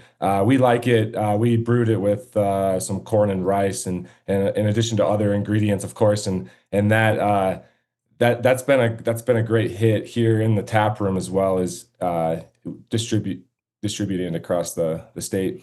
So I didn't realize you have become such a major macro brewery, like the canning, are you bottling or just canning? And when you guys first showed up in Pinedale, I swear I thought it was more of a restaurant and the beer was secondary. And I love the food there, by the way. If you get a chance to eat at Wind River Brewery, get in there. The food's great. And then you wash it down with, local beer. But now you are like going, is it growing, this whole beer, and you're distributing? Tell me where I can get the beers and how much this has ramped up since the original inception. Yeah, we've been expanding the brewery quite a bit lately. And as I said, we're you can find our beer across the state of Wyoming. We have various distributors that, if you want to find our beer in Cheyenne or Laramie, or if, Lander, Casper, Sheridan, Rock Springs, up into Idaho Falls, we have our beer in all these places. And yeah, like you said, we keep growing. Our orders in the summertime, range from 400 to 600 cases of beer in one single order, as well as 20 to 30 kegs that are going out to various parts of the state. And we've actually just started getting in with Yellowstone National Park recently in the last year and a half. And that actually was sparked by sponsorship of the Wildlife Fund. And they asked us to make a year-round Oktoberfest. And so that was the creation of our Roaring Pika Amber Lager. And that's has gained some popularity within the last year. And that can be found in the park, as well as our Pilsner and Pale Ale. I didn't know that. Do you have to go through a lot of red tape to get a beer in a national park like that? Does it have to go through the National Park Service, all that stuff? Or do you go with the concessionaire? Is Xanterra still the concessionaire? Is that old? Yep. Xanterra has handled most of that for us. We just made the beer and sent it out to them. Well, yeah, we got the invite to the party. That's the coup. Another big reason to go to Yellowstone. I mean, I know there's Old Faithful supposedly, but big whoop, man. The foam I want to see is in up here when I get to Yellowstone. By the way, there's a big old brew fest going on in September. Guess who a special guest DJ is going to be doing that? You know who that is, Kari? It's you, isn't it? Yes. I was wondering. Great. I had no idea. I thought you did. Yeah, that's good. Yeah, Brewfest is September 12th in Pinedale. It's a heck of a good time. We do it along Pine Creek, so it's outdoors, beautiful fall day, tons of breweries, reasonable ticket price, all unlimited pours. And your very own Jake Nichols, DJ. I can't wait. I can't wait, man. It's going to be so fun. Tomorrow night is the final trivia night. Get your team ready. Is it too late to get in? No, you can show up for trivia. It's hard. Buckle up, but it's a really fun time. We do it every Wednesday night in the winter. So yeah, tomorrow night's the last one as we head towards spring break. I'm on the website now. I use it so I can find my favorite Wind River beer, windriverbrewing.com, and they have a locator where you can find the beers. You're all over the place. Yeah, we are. Montana, Idaho, all of Wyoming. You can find us anywhere. And if you're on the website, there's a tab.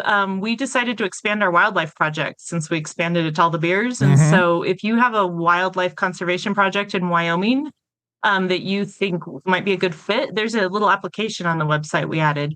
I did. We're not sophisticated, but we'd love to hear from you if you have something you're thinking of. I did see that. Looking for new partnerships, new projects, new way to help wildlife. Drink beer, save wildlife. It's all part of the conservation movement. Began in 2023, and they've raised a lot of money for wildlife. You got a lot of pronghorn down there. You got a lot of... what else they got in Pinedale? No snow. Oh. No snow. No snow, but a lot of moose. Moose to the draw. So bald eagles, we have it all. Fremont Lake never did freeze over, so we didn't Bob the Barrel never came to shore, never got put out. But do you guys? But that's the secret of why our beer's so good. Yes. It's also Thomas's skill, and Sean, our other brewer. But that we get the Pinedale's drinking water is Fremont Lake. Yes. And so we have glacier-fed water that serves as the base for the beer, and it's delicious. It's really good. I wanted to ask that, where you source the water, because I mean, hops, grains, all that stuff's important, but without the water, you're starting at a disadvantage. So is that super important, Thomas? Yeah. I mean, having good water is the base of the beer, right? And some preliminary knowledge I had gained before outside of this job, is that this water comes from 200 feet down in Fremont. They basically add nothing to the water besides UV treatment and the smallest amount of chlorine. So that coming into the brewery is just a great start for any beer. Well, I got to get that. My wife loves that porter, that with the chocolate caramel. She loves the dark beer. She's going to get the porter. I'm going to get down there, and I have got to try this new hef that tastes like a little banana in it. Thomas, that's genius. Is that, we went through a period where everybody was doing the sours, and I don't know, are we out of that? Where are we now with fruit infusion? Still there? I love the peach for summer. I could do banana now. Yeah, it's still there. I mean, a lot of what that comes from is just the yeast, especially with Hefeweizens, is that the yeast is making those banana notes, those clove notes, whereas sour yeast is bringing in the yeast that we use doesn't use a bacteria for lactase production. So it's a bit different, and other brewers do that too. But that's what you get, those sour notes or those hints of banana, and that's how you can get those fruity notes. And those are still popular. I mean, we've with Brewfest, we travel a state and see a lot of different breweries that are using different fruits in their blondes or whatnot. And everyone pretty much has a staple, and we're just happy that we have a good one. And actually, we're going to be coming out with a new one here this summer, a new sour, and we're doing some research and development to determine what exactly that will be. We're also expecting a hazy IPA. But yeah, we have a juicy IPA that's relatively new, as well as our Hefeweizen. Hefeweizens are usually like kind of cloudy. Yes, are they unfiltered? What is a Hefeweizen?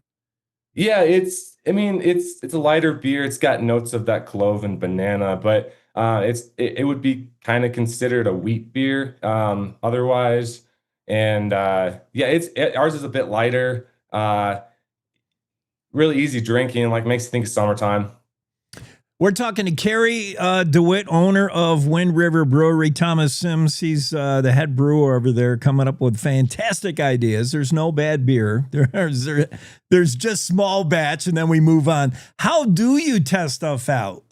You first start out with this idea. Do you test it out in the restaurant on location, and then you say, man, we can't even keep this in stock. We're going to have to start canning it. Yeah, we're expecting to kind of make a bigger homebrew system, so that way we can test beers every single week starting in the next year or so. But right now, we just pretty much get to have some fun with our own equipment and make beers, and then extrapolate that to commercial scale. And if anyone is in Pinedale and wants to have a tour of the brewery, feel free to come in. We'd be happy to show the equipment. We have a new canning line. And we've just been improving our facility over the years, and we're proud of it. Well, it's a must stop for me for lunch, dinner, or just grab a quick beer.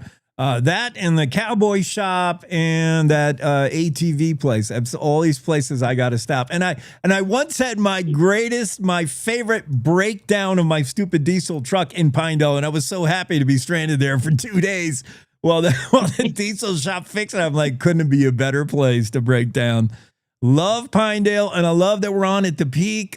Big shout out to Blake at 1027 and the midday guys. I love the midday show. We're on before them, lead into that show. One last thing, Kari and Thomas, while I'm just on the subject of microbreweries and beer in general. We hear about where the industry was just crazy. The craft beer, micro beer was going nuts for a decade. It's now the numbers are trending off a little bit. Is beer still a thing? And if you do it right, there's so many challenges, increasing costs, I'm sure. Is it harder and harder to do what you do? And I'm glad you do it. Yeah, it's still been very good at Wind River Brewing. We are still growing, in fact. And if you look at the numbers across, the brewery scene, it would appear that a lot of breweries are losing sales because of younger ages are not participating in drinking beer. But here our demand has been very steady. Pronghorn Pilsner, Green River Drift, maybe that Harrower Hef. I don't know however you want to do it. Trivia night tomorrow, bingo Sundays through March. It's the Wind River Brewery, and I can't wait for the Brew Fest. I hear the DJ's pretty good. Hey, you guys, keep doing what you're doing. I love it. Awesome. Thanks, Jake. Thank you very much. Cowboy State Daily Show rolls along. Our next guest, who is our next guest? Let's see. Jackie Dorothy is going to be here. We're going to talk about Jackie's stories. Coming up next hour, Kevin Meyer, Cowboy Kevin, and Renny MacKay of the Wyoming Business Alliance will be popping in. It's a St. Patrick's Day Tuesday for us. And we're already drinking beer. We've already cracked one. I don't know where you've been. You better catch up. News happens at any time, any place. That's why at Cowboy State Daily, we're dedicated to the stories that matter, with reporters stretching from your hometown across Wyoming and beyond. It doesn't matter if it's happening in Yellowstone, the capital in Cheyenne, or the most remote slice of Wyoming. With over 150 years of combined journalism excellence, if it affects Wyoming, it affects you, and we've got it covered. Upstream from the herd, we're Cowboy State Daily. You're listening to the Cowboy State Daily Radio Network. You know you don't have to wear your PT gear anymore, right? It's comfortable. So how's civilian life treating you? It's fine. When I got out, I didn't want to admit that there was anything wrong because it felt like a failure. And then I realized, there's nothing to be ashamed of. So I started talking to someone. Maybe you are fine, but if you're not, it's okay. Thank you. If you or a veteran you know needs support, don't wait. Reach out. Find resources at va.gov/reach. Logan Wilson here at the M Building in Casper, Wyoming. They do more than just support businesses and private events. They support nonprofits by offering reduced rates to help the community thrive. The staff here at the M Building have been incredible in helping me organize a fantastic event.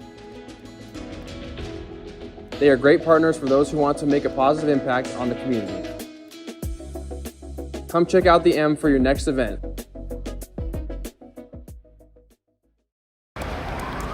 Hate is loud. It gets clicks. It gets attention. Hate, however, is actually quite small. But love is the majority. Filling up something far more important than any feed. Love fills our hearts, our lives, our every day with understanding, empathy, and compassion. Leaving hate to become what it truly is, a whisper.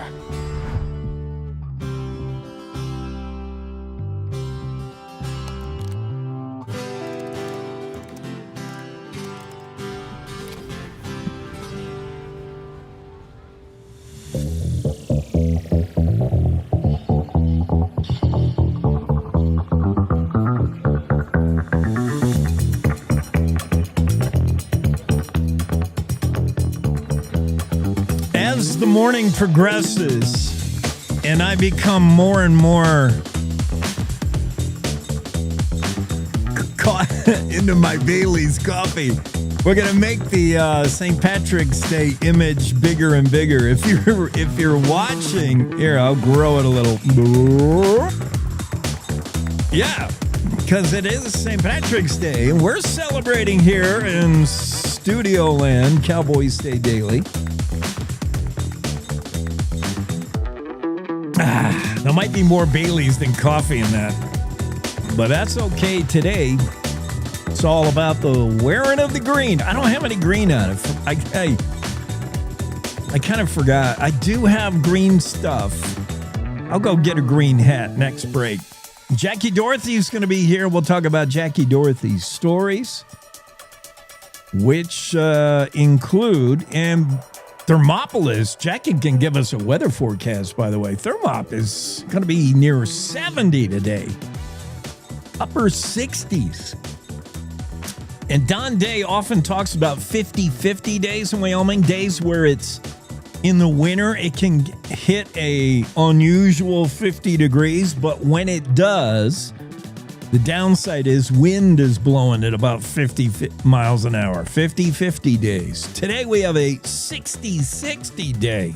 Oh. Wind gusts of 60 miles an hour, temps well into the 60s across the state, and that's going to seem chilly by the time we get to Friday, when we're looking at 80s, easy in many places, many parts of the state. Crazy. President Trump wants to take over Cuba. Didn't we try that already? JFK, he wanted Cuba just so we could launch missiles from it. And then the Russians wanted Cuba so they could launch missiles from it. And I don't know. I'm not political, but Trump does say he had his sights set on Greenland, did he not? He was all about Greenland. By hook or crook, he was going to buy it and he was going to take it.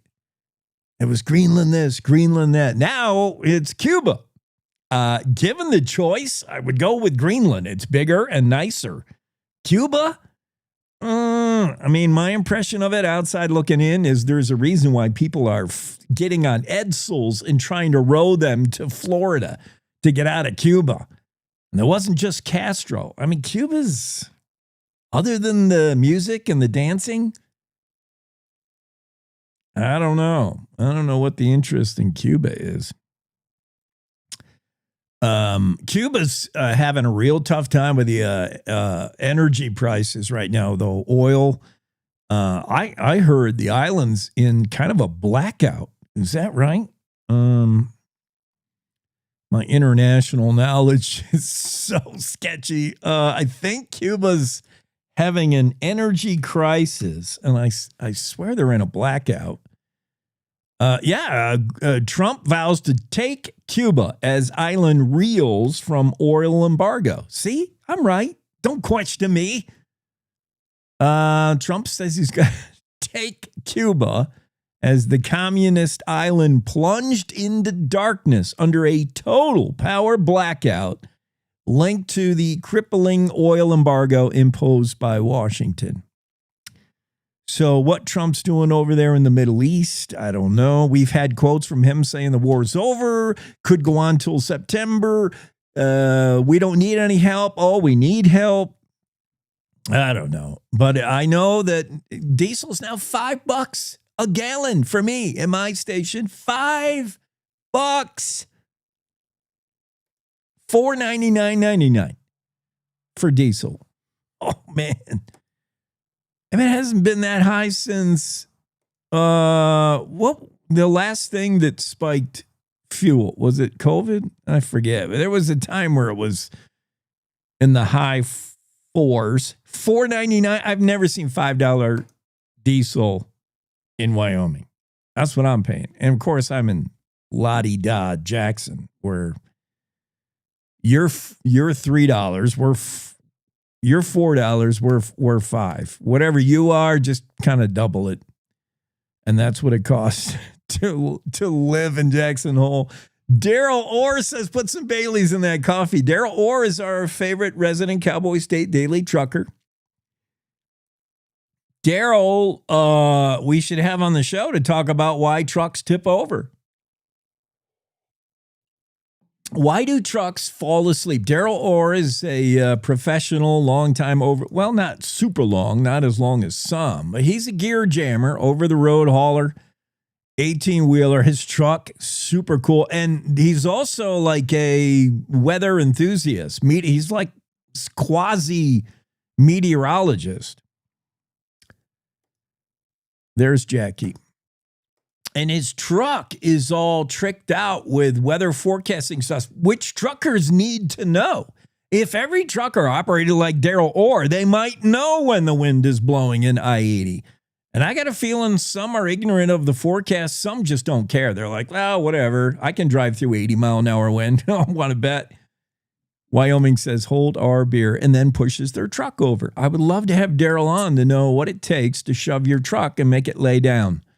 It's warm in Thermopolis, Jackie. You're getting upper 60s, I heard today, eventually. Oh, my goodness. Well, I didn't check what the temperature was. It was still chilly. We still have snow on the ground from Saturday's snowstorm. But I did hear it might even get as warm as the 80s. And here's the weird part. I have a friend that he operates up at the Antelope Butte, the ski resort. And he said it's so hard during this time of year because they're at that elevation where we have lots of snow and there's nothing here. So people don't think about skiing because you're sunbathing. Yes. I know that it probably would not be a problem where I am. People are so ski crazy in Jackson. Like any inkling, if they see a white patch on yonder mountain, they're gonna grab their boards and there they go. But yes, I could see that where you're walking around downtown Thermop and it's t-shirt weather, and you don't think about You don't think about going skiing. It always feels weird when you go up there because it's like there's no snow, except right now there's a little bit, but it sounds like it's going to melt. And then you go up there and there's all this snow. It's just, it seems counterintuitive. I don't mind a winter like that because I don't want to be out there shoveling it every day. You know, just to get to work, you gotta factor in an extra half hour to go shovel yourself out. It just gets so old. I like snow up where it belongs, and then, city streets clean. Absolutely. That's what I like. All right. I'm not complaining about this at all. We're not total snowbirds yet. You and I are not ready to move to Wickenburg, Arizona for the winter, but we do like our winters mild. Maybe that's the first step. And then another 10 years, we're both going to say, all right, we're done with this. Yes, absolutely. So we'll see where it goes from there. Let's talk about the 10 Sleep Library. Your story dropped March 14th, where you can check out a book and see your doctor. What? Yes. Well, it was so started thinking about this. The very first time I ever heard of telemedicine, I remember it just blew my mind. And this was back in 2007. Oh. And Du Bois got this they got a whole trailer, and what they were doing is bringing in the doctors. And it was just fascinating. Fast forward to today, you grab a laptop. 10 Sleep, they have an older population like they do in Thermopolis, and they also have a lot of outlying ranchers. I mean, just to go see your doctor, you tore off a nail or something, you have to go miles. It's just 30 minutes to get to Worland and then another to get to Cody. So it is so convenient, but what they're doing is providing a room, and they have an agreement with the University of Wyoming. And they also, when you rent out your book, you can rent out a blood pressure machine. In a way, yeah. It's a super idea, especially for rural Wyoming, where, yes, we are sometimes hour and a half, 2 hour drive from seeking medical attention, and we're bleeding. And it's sort of like a legit glorified, I'm going to search it up on WebMD. Like that's how how I do my health. I'm like, what does WebMD say I've got? Telehealth is like a real version of that. I love it. Yeah. I know. It is funny here in rural Wyoming. WebMD is not just a luxury. It's a necessity. Yes. That's pretty cool. You mentioned an aging population in Thermopolis. Hot Springs has the oldest population in Wyoming, skewed to the oldest on average, which is interesting. Yes. Well, we have the Pioneer Home, the Manor. We have all this, but we also have a great place to come in winter. I mean, yeah. Thermopolis is one of those few places where people actually is like, what are we going to do this winter? We don't ski. Well, let's go soak in the hot springs. Yeah. And our hot springs, I tell you, I went Monday. It's nice to be able to, with the snow all around you and it's cold outside and you get in the hot springs, can't beat it. So that's why we have an older population.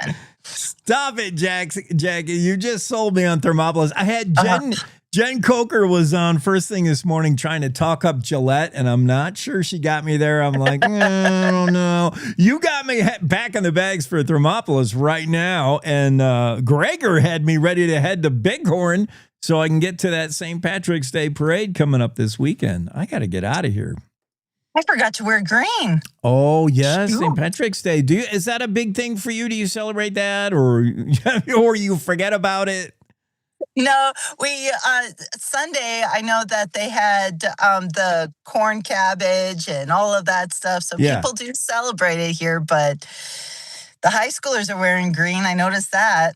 Oh, that's good. What is your normal school colors? The Boilers. Purple and gold. So I'm wearing the Bobcat colors. Oh, so royalty, of course, for Thermop. All right, that sounds good. What did I was going to tell you, the reason we were talking about Tin Sleep Museum is because they won a national award. Oh, yeah, it's called the IMLS, which is Museum Library Services, but it's national, and they were selected out of all of these states. Only four won it, and little Wyoming, little Tin Sleep, was right up there with Texas and some other big places. I'll be darned. And that library got that designation. It's a huge deal. Another reason to go to Tin Sleep. Stop in at the public library, grab yourself some speed goat at the brewery, and climb some rock. Tin Sleep, Wyoming is on the map. How about that? It's awesome. Hey, I had Alexandra Philp on, and we talked about the Irish history of Wyoming and why the Irish came out and working on the railroad and all that. Phil Sheridan, the general. A lot of Irish baked into Wyoming. I used to think we had Irish. Well, is that Welsh? We have Welsh blood. Oh, well, that's around there. Close, right? Because that's where the Dorothys come from. Apparently, we were the illegitimate child of Foster, one of those big wigs back in the 1600s. Okay. That's where we come from.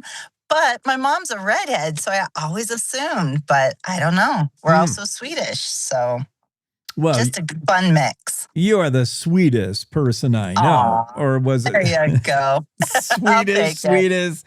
All right. Well, have a fantastic St. Patrick's Day. What are you doing for the rest of the week? You're working on stories we're going to see this weekend, I hope. Oh, I hope so, too. We got lots in the hopper. So, in fact, I'm going to be talking to a Jackson guy later today. Who dat? Some guy that he is hauling the nicest cars, and the Ferraris, the Corvettes. You know, all those Jackson folks that don't want to drive their cars. I'll bet I know who this is. Yeah. I'm looking forward to it. All right. We'll see. Very good. I'm looking forward to that as well. Jackie, have a great St. Patrick's Day. You as well. They celebrate in Thermopolis with the purple and gold, of course. Colors of the Boilers. Not really. You got to wear green today. You're going to get pinched. I forgot. I'm going to go grab a green hat just so I can sort of fit into the theme. Coming up next hour, we're going to check in with Mark Hines, find out the latest on outdoors, wildlife, stuff like that. Kevin Meyer, Cowboy Kevin, will be here from Douglas if he ain't blown away yet. It is blowing in Douglas. Boy, howdy. Renny MacKay will be here next hour. Wyoming Business Alliance. We'll talk about what went down over the budget session. Renny was there every day providing reports on Facebook. I watched a bunch of those. How I stayed connected to the whole legislative session was through Renny in great part. So we'll pick his brain about that, the Hathaway Scholarship, and a whole bunch more.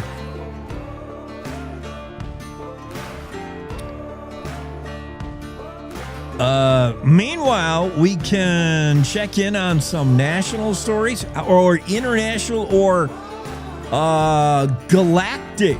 I don't know what you would call a story that involves the galaxy. Not even contained to the galaxy, actually.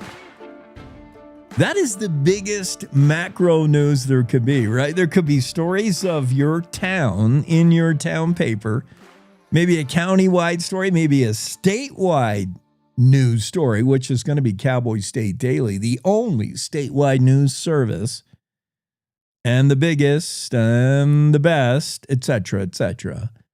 And then there's national news, things that concern the entire United States, international news vis-a-vis the Iranian conflict with Israel and the U.S. And then there's intergalactic news is what we're going to call this one. Astronomers have discovered what may be a new type of planet and may contain life as we don't know it. And I am continually fascinated by astronomers who will not give up on this search for life somewhere. And we have actually looked outside of the galaxy now. This is as far as we can see. This new type of planet called L9859d, first identified in 2019 using the most powerful telescope ever. And what it has found is a 35 light years away from Earth. In other words, this planet may not even be there anymore. We see it now, but it's 35 light years away. It's Earth-like in size, but in no other way is it Earth-like. We'll talk more about this planet that has sulfur dioxide and hydrogen sulfide in abundance and may contain life, astronomers say. Yeah, right. Who can live in a planet of plasma? We'll talk about that when we come back. Time for news. It's time to take a look at what's happening around Wyoming. From the Cowboy State Daily News Center, I'm Mac Watson. The prosecutor charging Representative Bill Allemond on drunk driving allegations says he was handcuffed during his Buffalo traffic stop for safety reasons, not as part of an illegal interrogation. Cowboy State Daily's Claire McFarland reports that the representative made a reckless movement near a gun, the prosecutor wrote. Representative Bill Allemond had this argument like he was detained and then asked incriminating questions while he was detained and that his case should be dismissed. Where the prosecutor fired back Friday saying, well, yeah, the deputy handcuffed you for a bit during that traffic stop because you were moving around near a loaded gun. And so it was a safety thing, not an interrogation thing. The matter is set for a March 25th hearing in Buffalo Circuit Court. The Wyoming Highway Patrol confirmed one person died in a multi-vehicle incident that occurred on I-80 near Rock Springs on Sunday, and another died near Lander on Thursday. Cowboy State Daily's Andrew Rossi reports that of the 33 blowovers counted in just one day, 22 drivers were issued citations. That reflects that the drivers, maybe they weren't being willfully ignorant, but they didn't either know about the closures or they didn't check on the status of the highways and decided to go out there anyway. And that, as Aaron Brown, the spokesperson for the Wyoming Highway Patrol, said, that's a really expensive lesson to learn, that if you go up against Mother Nature during a windstorm on Wyoming's highways, you will lose every time. The WHP's initial report identifies the victim as J.C. Slaw, 29 years old, of Utah. He was driving a Chevy Trailblazer that struck a guardrail and rolled over down a steep cliff after overcorrecting a turn. I'll be back with more news from the Cowboy State Daily News Center right after this. Stewardship is a Wyoming skill. It's knowing when to use, when to protect, and when to step back. Through real-world learning, Wyoming Agriculture in the Classroom teaches students how natural resources are managed sustainably, because caring for the land is part of who we are. Our curriculum, Wyo Wonders, is built for elementary students by Wyoming industry professionals. Use it for free now at wyowonders.org. Did you know it's illegal to dig or excavate without knowing what's below? This is Jan Warren, Executive Director for One Call of Wyoming. We will be hosting workshops around the state to educate homeowners, realtors, landscapers, underground facility owners, and excavators on the state law, industry best practices when it comes to planting a tree, building a fence, or any other excavation project you have planned. Join us for a free breakfast, get your questions answered, and learn how One Call of Wyoming is here to help. Go to onecallofwyoming.com and register today. Cowboy State Daily News continues now. A new law aimed at shutting down illegal gambling halls in Wyoming bars rewrites the rules for every friendly poker game in the state. Cowboy State Daily's David Madison reports that in Alpine, Yo's Poker Palace continues to insist it's running a friendly and legal game. We're talking about poker here. It's synonymous with the West, right? You know, the swinging saloon doors. You walk in and there in the corner is a game going on. And I don't think lawmakers were out to end poker. I think they really wanted to close this loophole where really big profits were being made by bars that were exploiting the friendly game loophole. That's what my sources in the legislature and at the Gaming Commission say. For years, Wyoming law has allowed poker games among friends, the kind of Saturday night kitchen table affair, where somebody loses $20, nobody walks away from the table flush with cash. But some professional operators found a way to turn the friendly game exception into a business model.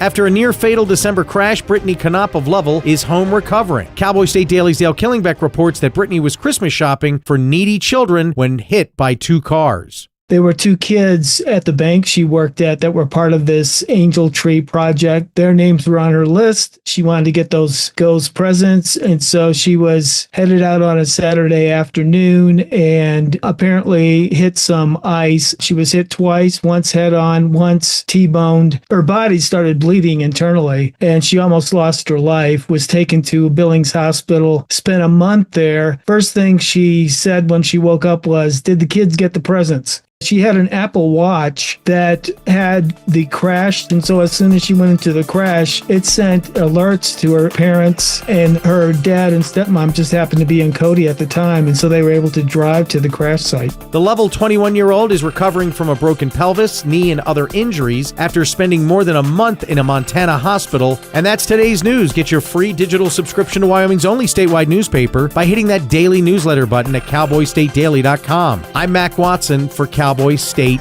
Daily.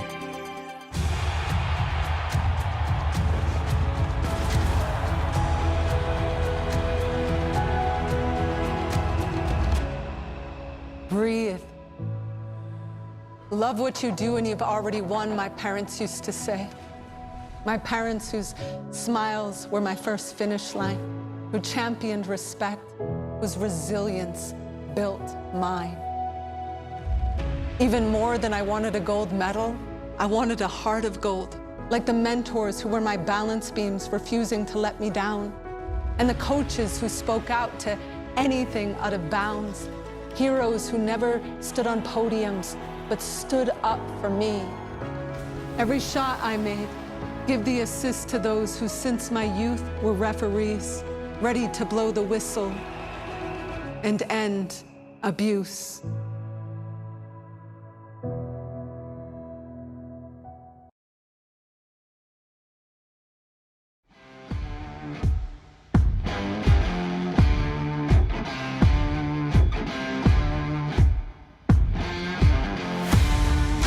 Cowboy State Daily Show with Jake getting after it on a St. Patrick's Day Tuesday. Yeah. We're another hour into the show, so I'm going to grow the St. Patrick's Day emblem to signify how many Bailey's coffees I've had. No, you can't make it that big.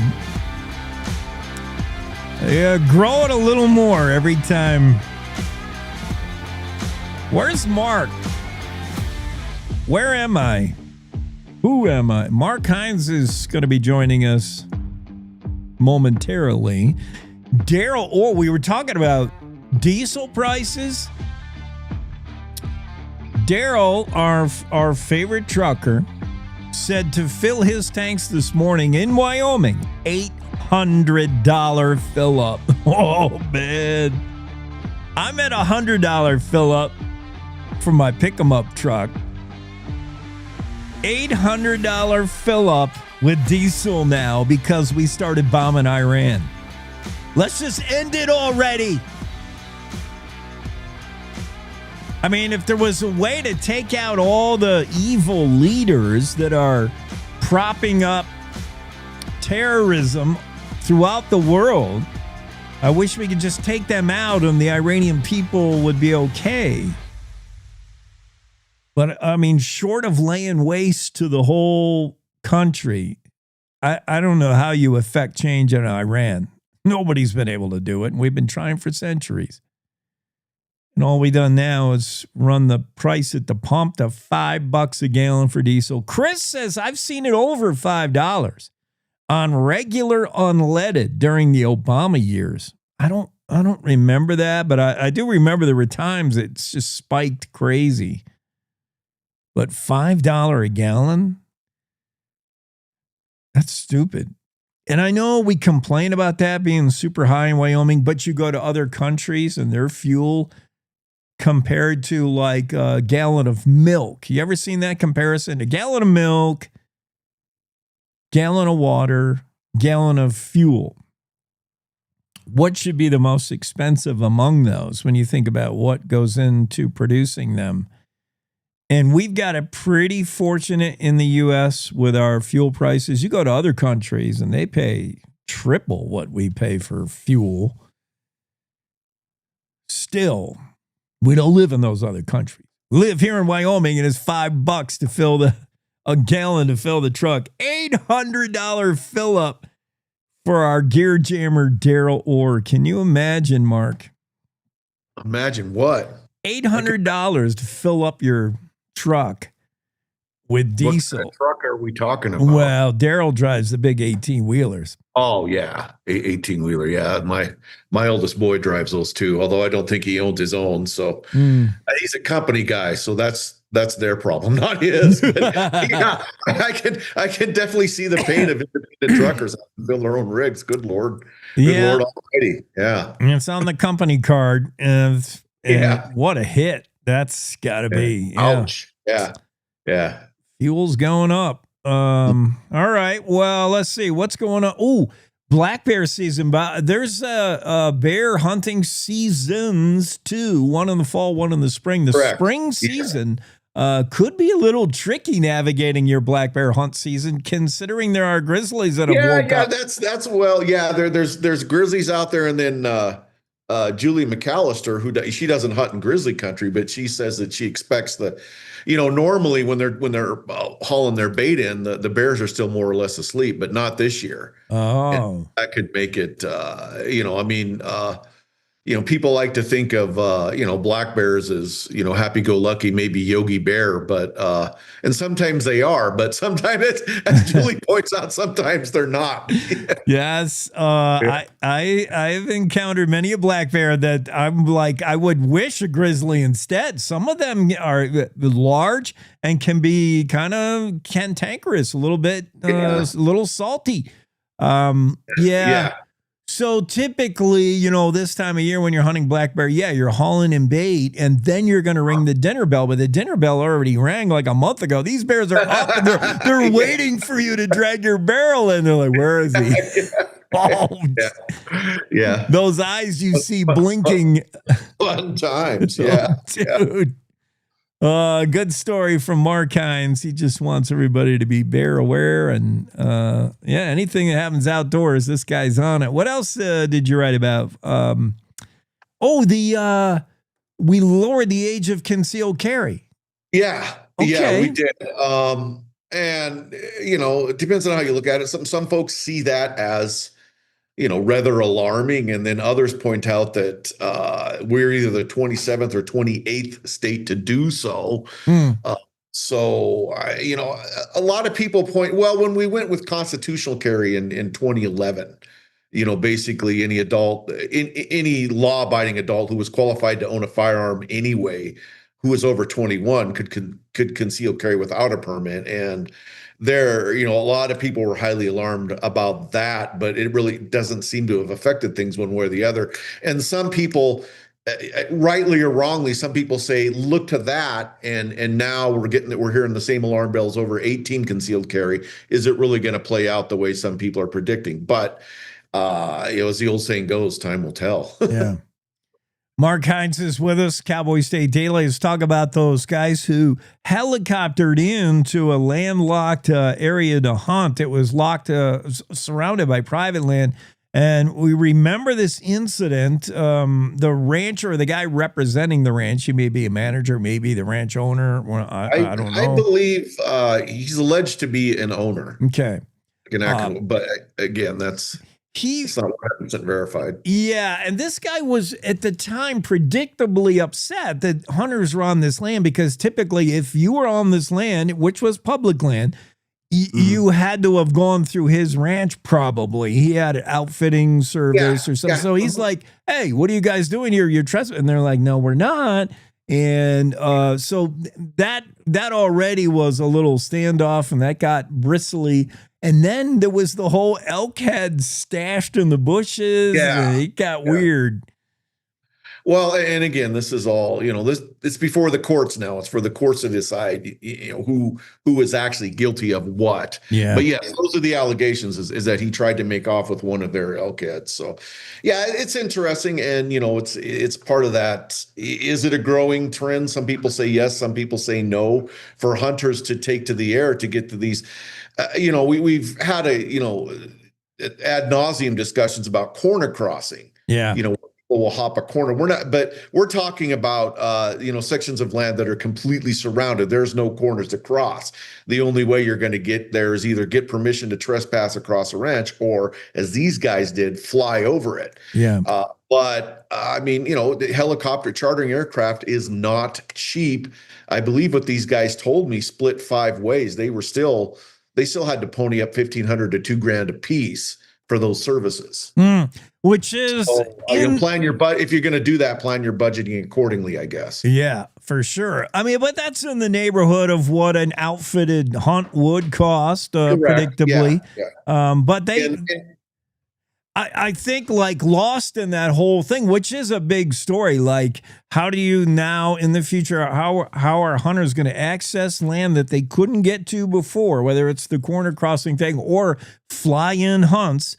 But lost in all that was the actual theft of elk carcass, of an elk head. And that's what Game and Fish wanted to know about. They said, wait a minute. And Game and Fish kind of stepped away from it. Game and Fish did not, to my knowledge, has not yet filed hunter harassment charges, because that would be their end of it. The theft end of it was actually the sheriff's department. Johnson County. That's where the citation came from. The misdemeanor theft came from the sheriff's department. Got it. So, and of course, the guy on the hunter's end of it, the guy is somewhat upset, saying that thing's worth more than $1,000. But that's a whole other ball of wax. What is the value of an intact, what they will call a deadhead, a good, decent skull instead of antlers? What is that? That could vary. In some circles, yes, it's worth way more than $1,000. In some, it might not be. So, yeah. Well, Markine's story on that fall hunt, and we had these guys on who flew, and we had them on the show. They're pretty cool dudes. They know what they're doing. I mean, they hunt, man. Yeah. And so I'm assuming they had all their I's dotted, T's crossed. They knew where they were. That was all legit. And they weren't making a big stink about the elk thing. We saw the confrontation was all caught on video. It could have gone bad. Everybody's carrying guns. They're like, dude, you're stealing our elk head. Dude is Brett DeLapp, and he is facing charges, Johnson County Circuit Court. And it's just a follow-up on the actual elk theft part of it. Yeah. That Mark has. Like I said, it's up to the court to decide, who was in the right and who was in the wrong in that particular case. So still, an open case. No Bob the Barrel contest on Fremont Lake, because no ice fishing on Fremont Lake. No ice fishing hardly anywhere. Whoa. Yeah, I think I've said this before, but to my knowledge, just eyeballing Boise, ice fishing lasted for about a week and a half out there. Huh. Yeah, because I went out there goose hunting several times this winter, if you want to call it that. And I think there was one time I went out where I had to be mindful of where I was, because there were, the ice was dotted with huts all over the place. But man, other than that, I just didn't see anybody out there, because either there was no ice or it was, you probably didn't want to go out on it, because it was pretty sketchy. So, kind of like a carnival ride. You must be this tall to ride. You cannot weigh over this and go ice fishing today. You had to be super careful. You didn't want to drive your 97 Chevy Silverado out there. Let's just say that. elk should not eat Japanese yew. We know that.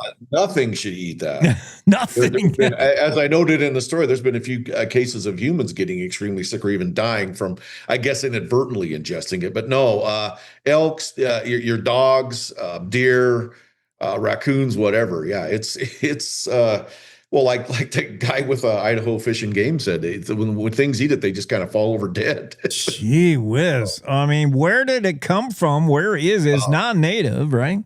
No. Well, it came from, Asia, Japan. Yeah. Oh, man.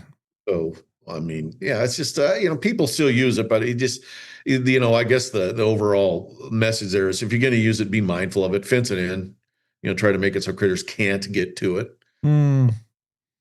In Shakespeare's time, they used hemlock to poison a drink to kill the king. Yeah, in Japan, they use the Japanese yew, a little bit of that, and you're poop. You got X's for eyes. It's all over. Yeah. Interesting. All right, Mark, what are you doing for St. Patrick's Day? Nothing. What? Nothing. I'm working. I wore my green hat. Okay. It is it's not like the old days. I mean, I never miss a chance to mention that I grew up in Butte, Montana, and I tell anybody if you've never been to St. Patty's Day in Butte, you need to go. It's nuts. It's insane. Boston, in terms of being a Irish town, Boston has nothing on Butte. Wow. They let it all hang out on St. Patty's Day in Butte. Oh man, home of evil Knievel. So will they do it today or the weekend or just the whole weekend? The weekends. Again, I was a kid growing up there in the 80s. Yeah. And it was the day of. It didn't matter what day of the week it was. St. Patty's Day was just completely nuts. I was never there as there was a high school kid, so I was never there old enough to drink when I was there. And I don't drink anymore anyway, but back in the day, we just go downtown and just for the circus factor, just to watch. Watching adults wobble around. Just get a few good laughs in because it's just so out of control. But, I don't know if things are tamer in 2020 than they were in, 1983. Maybe they are. I don't know. Maybe somewhat, but I hear Butte is still a place you want to be on St. Patty's Day. Let's pop and top and head to Butte, Montana. All right. Thanks, Mark. All right. Have a good one. Bye. Cowboy State Daily Show on a St. Patrick's Day Tuesday. More coming up. Cowboy Kevin Meyer next. Let's face it, mornings are tough.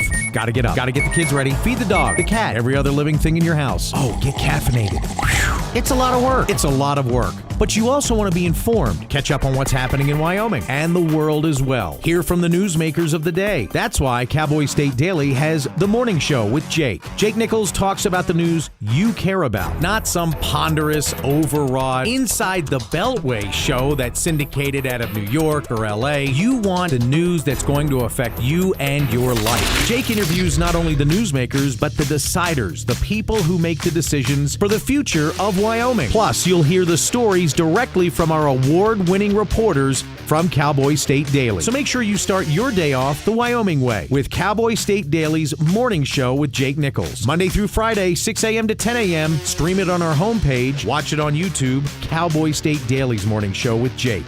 Oh, and don't forget your car keys. This is the Cowboy State Daily Radio Network. I don't think that many kids in my son's school even do it. He makes fun of his friend who vapes. He would never try it. She's into soccer. She's on the honor roll. She's just not the type. No way. No way. No way. No way. My kid would never vape. Get your head out of the cloud. Today, nearly 8,000 kids will start vaping. Maybe even yours. Learn about the dangers at talkaboutvaping.org. Life's daily battles are not meant to be fought alone. We're not powerless, so long as we don't lose sight of what's important. Don't be afraid to seize that moment to talk to your friends. Cloud, you okay? Because checking in on a friend can create a safe space. The first step on our new journey. You coming? Reach out to a friend about their mental health. Seize the awkward. It's totally worth it.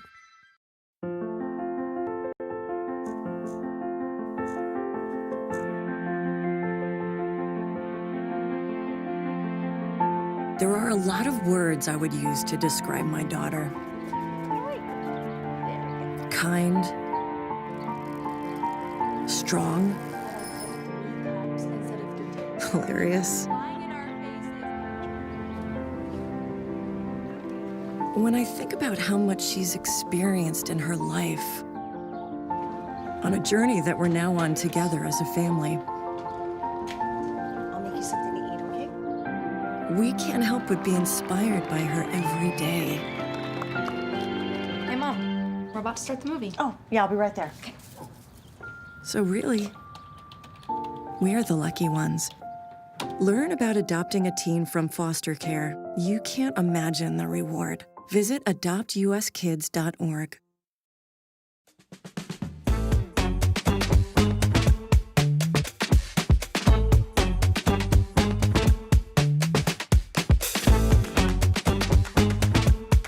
A lot of Baileys in the coffee now. Woo!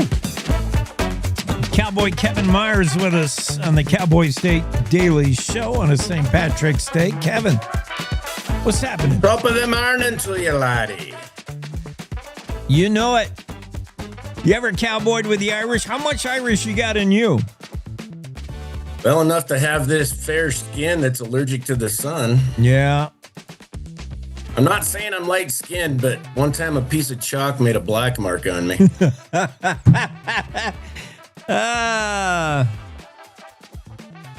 Yeah.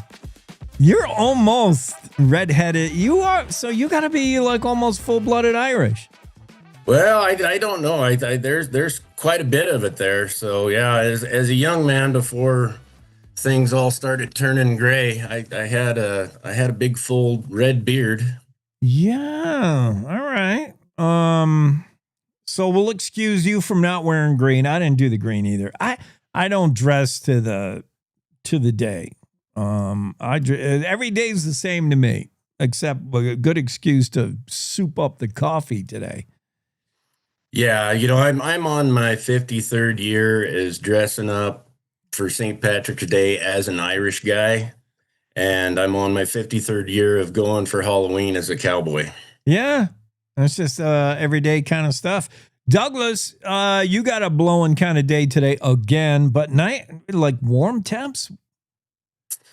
Yeah, we had some really good temps coming here, and we're maybe gonna see a little bit of respite from the wind. But we had a nice little shot of winter over the weekend, and it made me kind of think that with the winter that we've had, to get a little weekend where we had the snow and the cold, it's a little bit like getting back with an ex-girlfriend for one date. About halfway through, you wonder what it was that you missed about her. Yeah, you suddenly reminded about all the things that were that annoyed you with winter, beginning with snow. I just don't have use for it anymore. And look where I am, where they worship the skies here and pray for powder. And yeah, me, it just, and I used to drive plow here, which is even worse. I mean, it's one thing to be neutral about snow in Jackson Hole, Wyoming, where we have three ski resorts within snowball throwing distance of each other. To be neutral is to be an outcast. Like, no, you got to be all about snow. It measured in feet. But what if you're anti-snow? What if you're a snowplow driver and every time it snows, that means you got to go to work, man, at like 3 a.m? No, yeah. I really developed a real hatred of snow. I'm like, oh, not again. Yeah, you'd watch 3 different weather forecasts, hoping to find the one that said there was only going to be 1.5 feet instead of 2 foot. Yeah, and just wish. Although even the forecast, like here, you remember being here, it could be relatively dry in Jackson, but over in Wilson at the base of the mountains, base of the Tetons, I mean, it could be 1 inch where I was. I'd be like, oh, I'm not even going to fire up the plow today. And then it would be calling from Wilson, we're buried over here. I'm like, you're kidding. You're like, yeah. You're a half-hour drive tops. No, we're getting slammed. Dang. And of course, you know, in Jackson, you have a more demanding customer on what they think needs plowed. You know, I'm like doing it Western. I'm like, you can get out and get in. But no, dude, they got like heated driveways, which don't work unless you scrape them down to an inch. Oh, they're much more demanding. Yeah. All right. What's happening in the world? Oh, not too much. I heard you talking a little bit earlier. It seems like the entirety of all newscasts have turned to the Middle East, and it's been kind of entertaining for me to watch the talking heads falling all over each other with, our guy's doing it, so it's okay, but it wasn't good when the other team's guy did it. This little incursion has caused a lot of the talking heads to scramble through their note cards to figure out which side they're on. I saw a good meme. I don't know if it's true, but don't let facts get in the way of a good story. I saw a good meme yesterday which said Obama gave Khomeini, or whoever was the supreme leader that we just bombed and killed, Obama gave him such and such $1 billion. Biden gave him such and such $1 billion. Trump sent him to hell. The difference in the regimes. I don't know the excuse for starting the war, but certainly Iran. I mean, they're all the time talking about how they hate, Israel and hate the U.S. Pretty soon, where I had my. This is my FAFO for Iran. Fool around and find out. Khomeini's tweets. I mean, you think Trump tweets hard. What about the recently departed Iranian leader? This is from February 17th, just this past February, Khomeini. The U.S. president has said that for 47 years, the United States has not been able to eliminate the Islamic Republic. That's a good confession. You, too, President Trump, will not be able to do this. He tweeted, he quoted. So, I mean, defiance, FAFO. The U.S. president says they have the strongest military force in the world. The strongest military force in the world may be at times be struck so hard it cannot get up again, said Khomeini, waving his turban. Now he's like no longer with us. Whatever. I just need some relief at the pump, man. What are you paying for diesel now? I'm $5, $4.99. Yeah, we're not quite that high yet, but it's creeping up. And one of the interesting things that I find anytime something like this happens is not just the talking heads on TV and radio and podcasts, but just some random guy that you run into in the convenience store or the feed store is suddenly an expert on all things petroleum, all things oil business. And even though they wouldn't be able to find it on a map, suddenly the Strait of Hormuz is within the boundaries of, they know everything. Everyone kind of turns into Cliff Clavin from the old show Cheers. Yeah. Full of this wisdom and knowledge. They watch 20 minutes of a late night talk show and they're ready to reroute the Strait of Hormuz. They're ready to dig a channel in the land that juts out that makes it so tight there, or they have suggestions on what kind of ships could best patrol it. Yeah, there's all kinds of armchair experts at the hardware store and at the bar. And the hard time that I have is I listen to one outlet and they'll be talking about the downside and this is the worst thing in the world, and I'll be thinking, oh my goodness, I better become a prepper because the world's about to end and America's about to go down. And then 5 minutes later I'll listen to another station and I'll be walking around with a flag chanting USA, USA. It's just impossible to get a good grasp on what is actually happening. So as I usually do, I concentrate on what's happening right here at Mans Creek and go saddle another one. Yeah.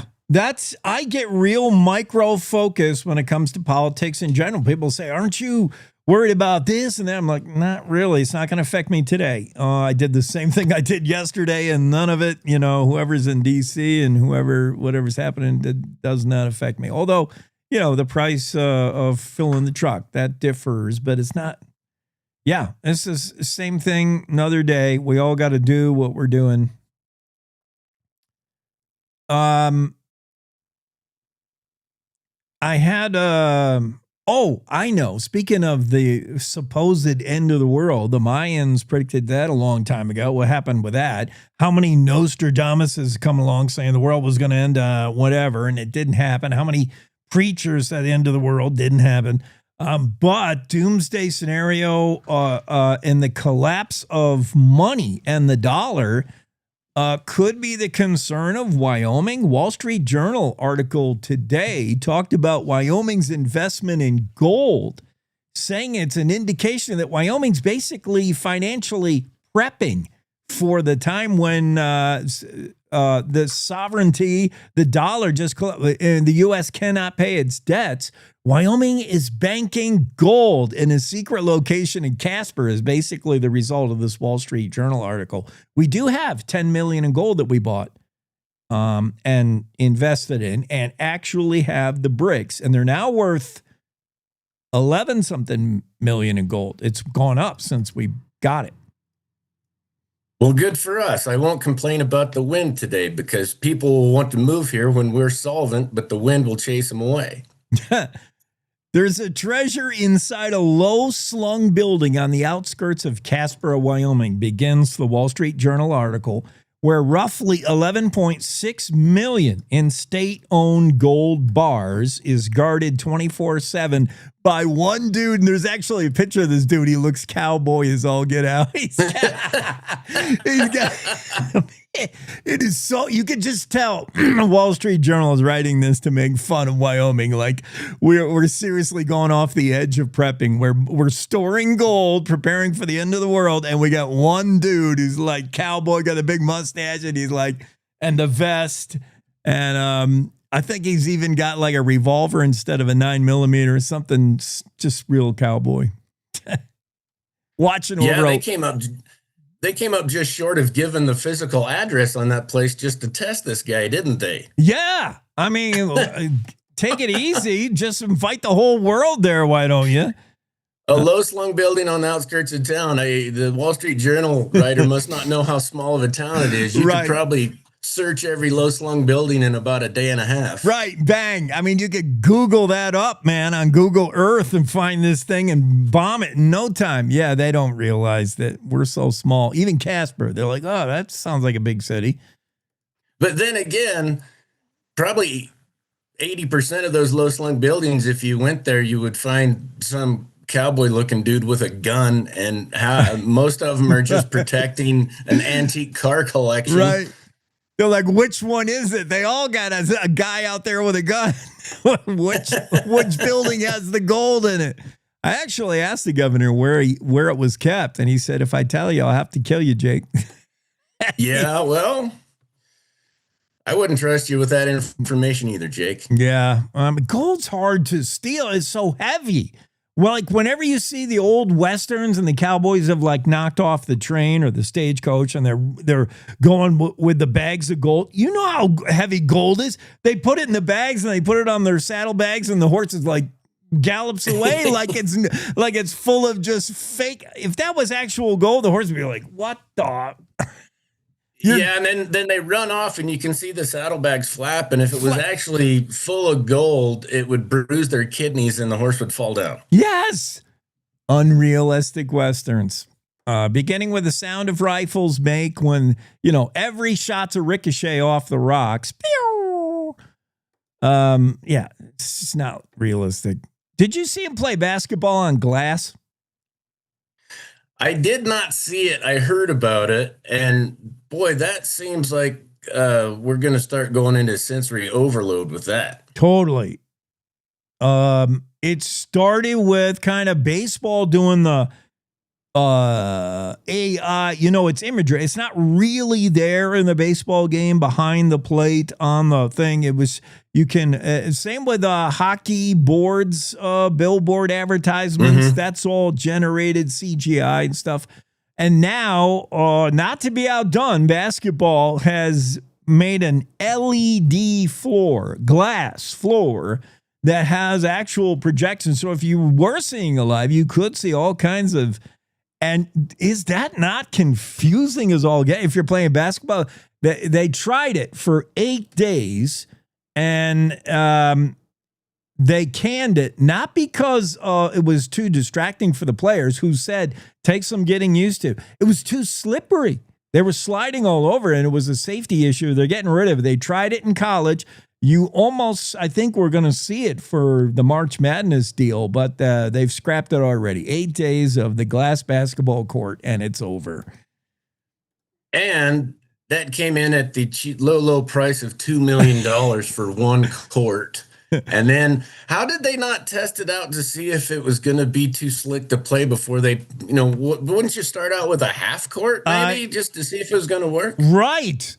Or, they were probably all about the tech. Like, can we make it work and look good? And they forgot that, well, first and foremost, it has to function. You actually have to play the sport of basketball on it.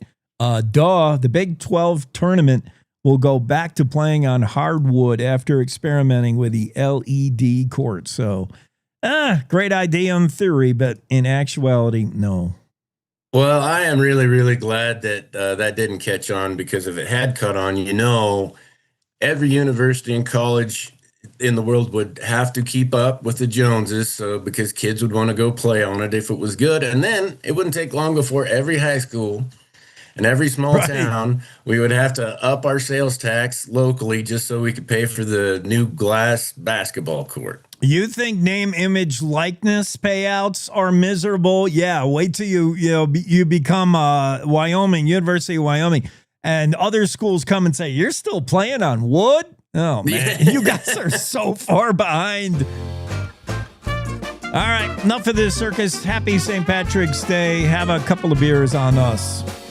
All right, you do the same, my friend. All right, Kevin Meyer, the Cowboy State Daily Show. Every Tuesday he pops in, whether it's St. Patty's Day or not. Let's take a break. We're coming right back with more. In Wyoming, you want news from folks who still shake hands and mean it. You just want the facts. That's why more Wyomingites listen to Cowboy State Daily Radio. News that doesn't bend, twist, or dance around the truth. Crisscrossing the state to cover the news the way you like it, with reporters steps away from the Capitol in Cheyenne and in your hometown. No spin, no corporate suits, no duh. Talking about your state. This is Cowboy State Daily Radio. You're listening to the Cowboy State Daily Radio Network. Who can you turn to for news you can trust? Your local TV and radio broadcasters. You trust us to keep you safe during times of crisis and to deliver the weather, sports, and entertainment you rely on every day. We bring you the facts you need to make decisions that matter. And as misinformation floods social media, you can trust your local stations to deliver the truth. Text TV to 52886 and tell Congress you rely on your local stations for trusted news. You handle the healthcare, we'll handle the marketing. In need of a spark for marketing your medical practice? Loom Studio provides creative and strategic healthcare marketing that illuminates the path to bigger and better experiences for your business and your patients. We specialize in branding and design, social media, website design, SEO and SCM, not to mention content creation, public and media relations, and marketing metrics to ensure you're getting results. If you're looking to increase your patient engagement and retention, enhance your community impact, and streamline your marketing efforts, our team is ready to help you achieve your goals. Contact us today and learn more at loomstudio.com. I'm Chris Jakimick. I served in the United States Air Force and I deployed 3 times. So in 2017, I was serving as an Air Force First Sergeant. Our motto in that role is my job is people, everyone is my business. But unfortunately in that year, I would lose my own brother, Lance Corporal Adam Jakimick, to suicide. The majority of veteran suicides are from guns. I store my weapons securely, not only for myself, but for my family. My service never stops.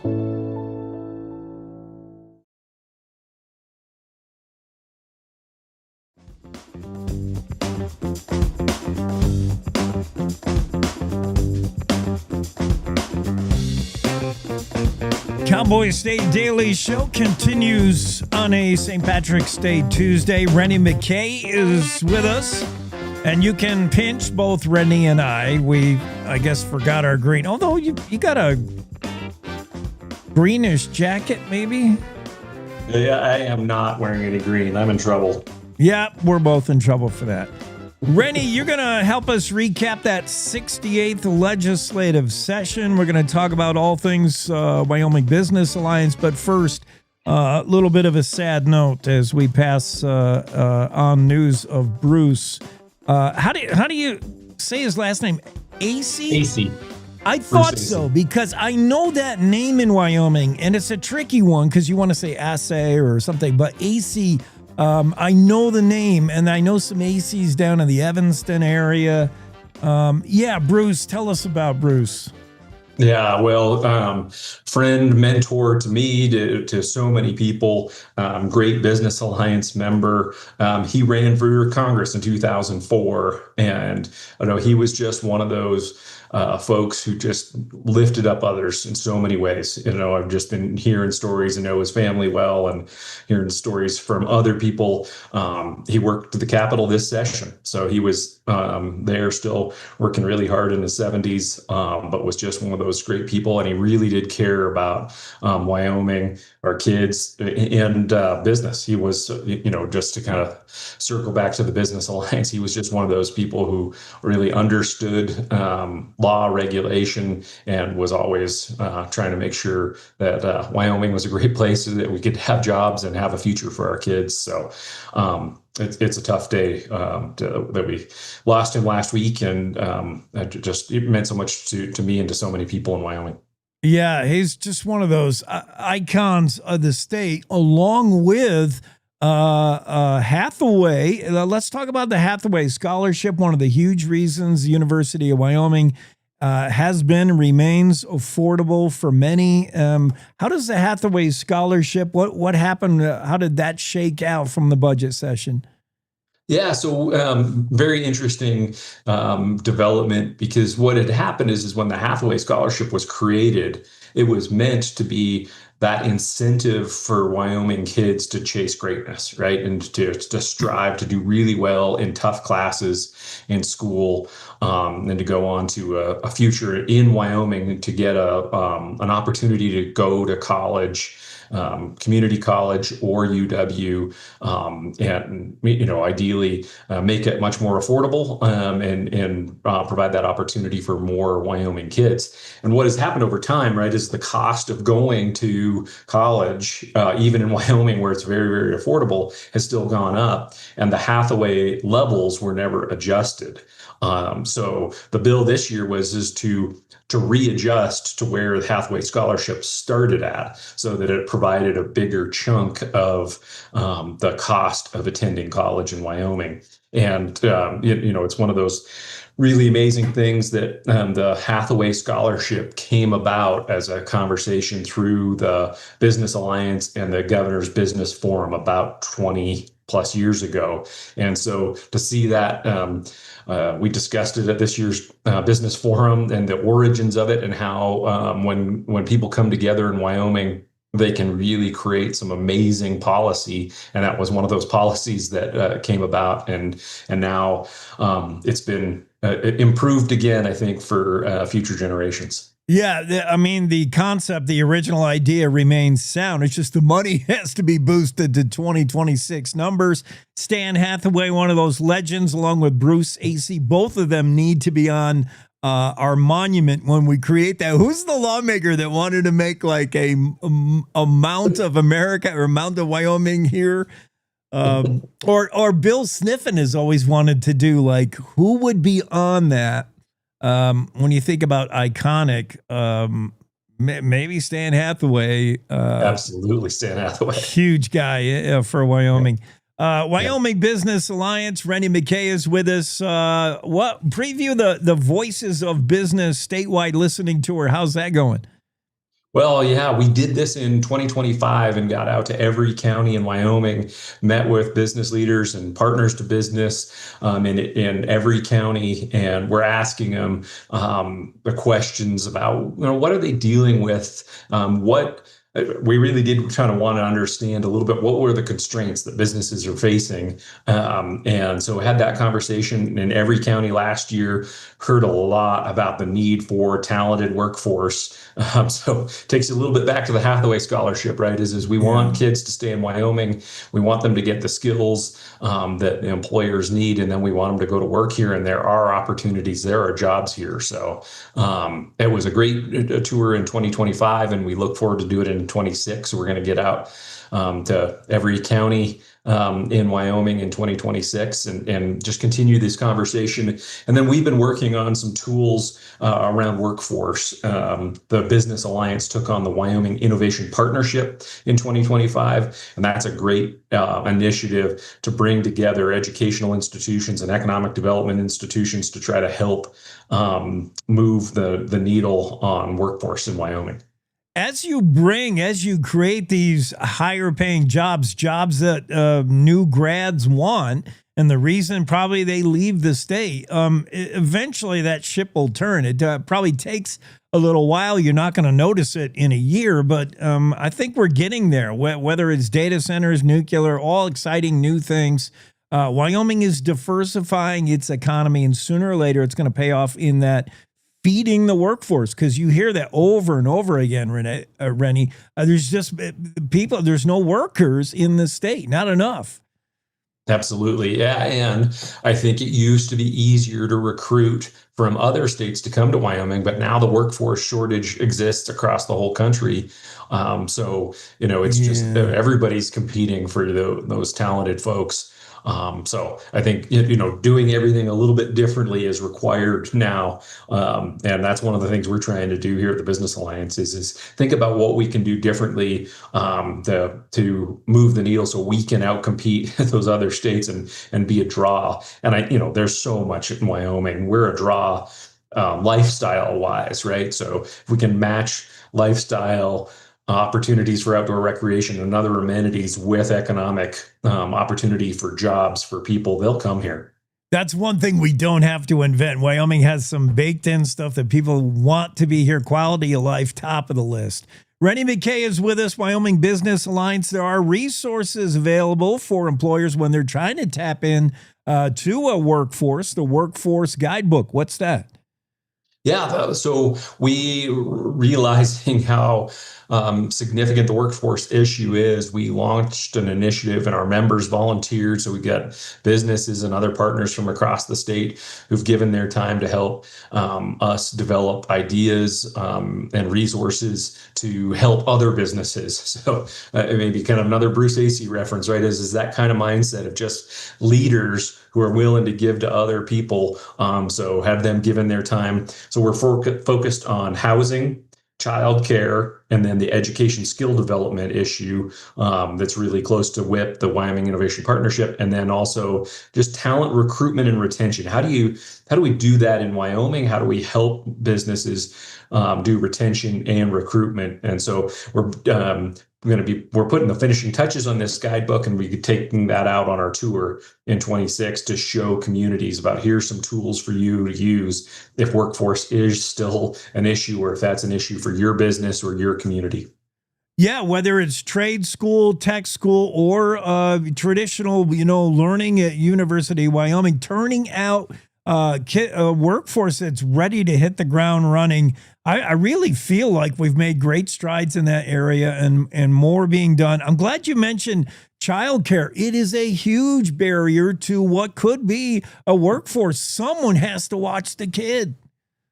Yeah, exactly. There's some research that shows there's somewhere around 10,000 people in Wyoming who are working age, but are staying home to take care of their kids. And of course, plenty of parents want to stay home. Yeah. And so we know, I think you know it personally too. There's plenty of people who want to be in the workforce, but they can't either find childcare or they can't find it at a price they can afford to make it worth them to go back to work. So we're missing thousands of people who could be in the workforce right now if we could just get them childcare in their communities that they can afford. Renny, talk about WIP, the Wyoming Innovation Partnership. What is that about?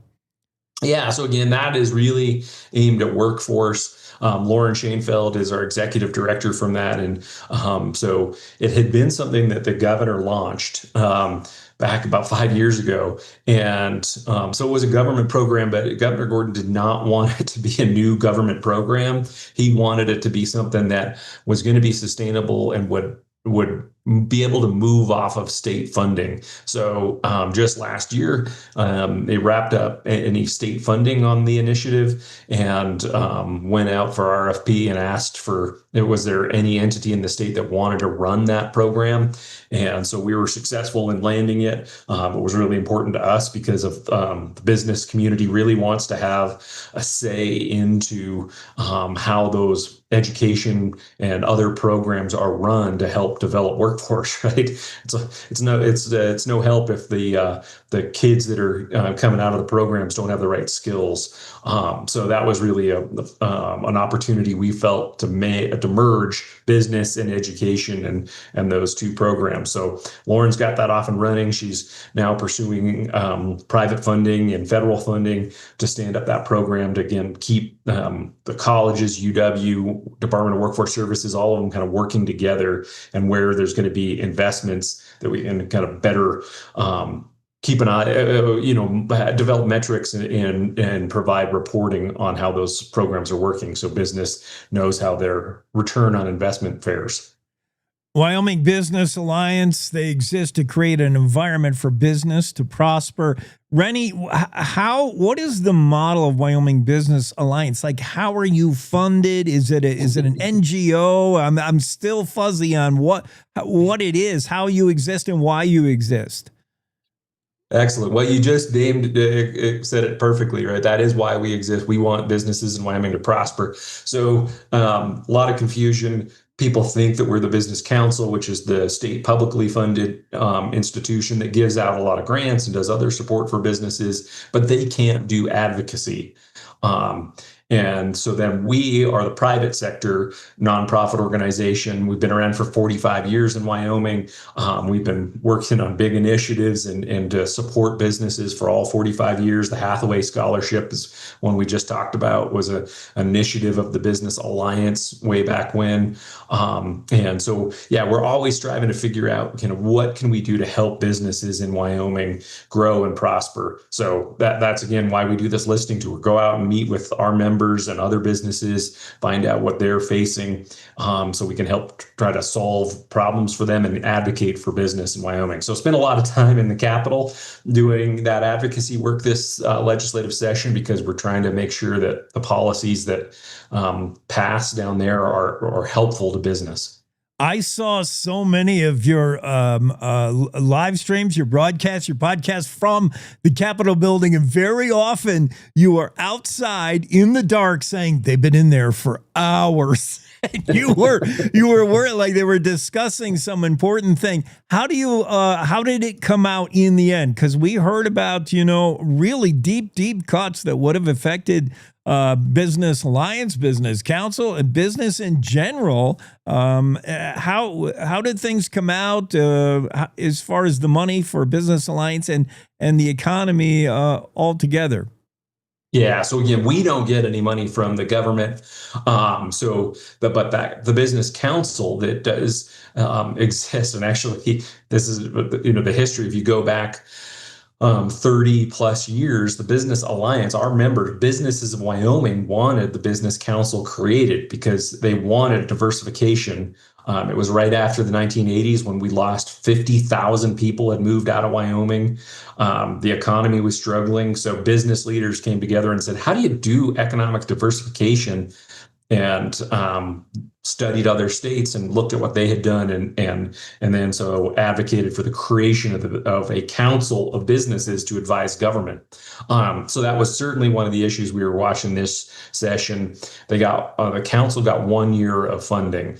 I think that pause is going to be a time for us to all weigh in and give input to legislators and the Business Council about what we want from that institution.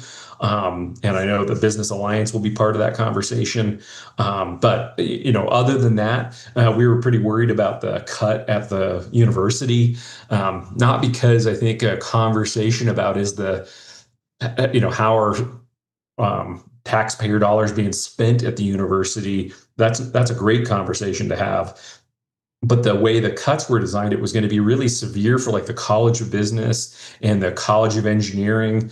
And those are really important colleges for business and industry in Wyoming, right? The petroleum engineering program would have been in peril. And that's we need those folks to support our big taxpayers and big employers in Wyoming, but also, the accountants, the marketers, everybody who comes out of the College of Business are really important to our future here in Wyoming. So we were watching all that real closely. The UW, that cut got restored, so a better spot for them and a better spot, I think, for business and workforce.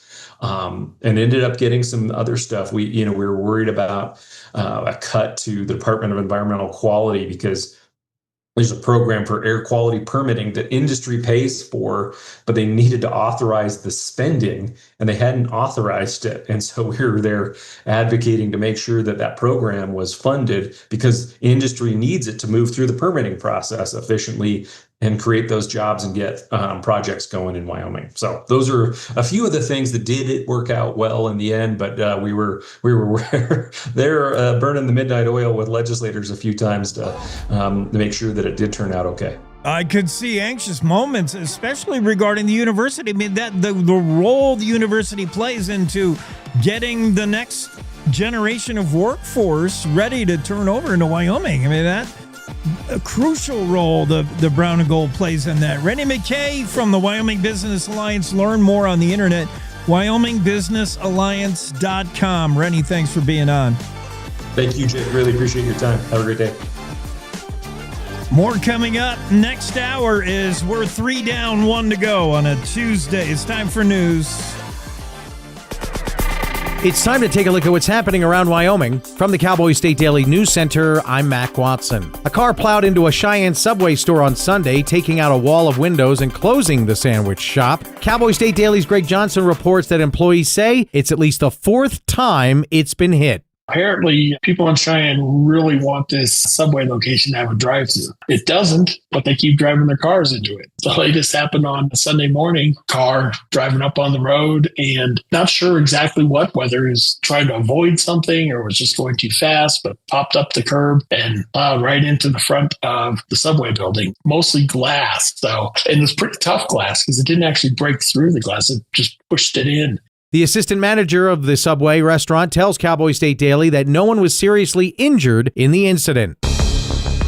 Teton County says it miscalculated a $24,000 fee it charged a couple for building a home on their own property and gave them a refund plus interest. Cowboy State Daily's Claire McFarland reports that Trey and Shelby Sharp sued Teton County in May of 2025 over the fee. The Fifth Amendment to the U.S. Constitution says that private property shall not be taken for public use without just compensation, meaning the government can't just take your stuff without paying you back. And in Teton County, they talk about the Fifth Amendment a lot because they have an elaborate housing mitigation scheme where if you want to build a house, you have to pay so much or provide so much housing for the workforce that the county theorizes your build is going to require. So the argument has been heating up since about 2024. The Supreme Court tightened its view on constitutionality of systems like these. In Teton County, advocates of the practice say it helps build affordable homes for the working class as ultra-wealthy transplants spike the housing market.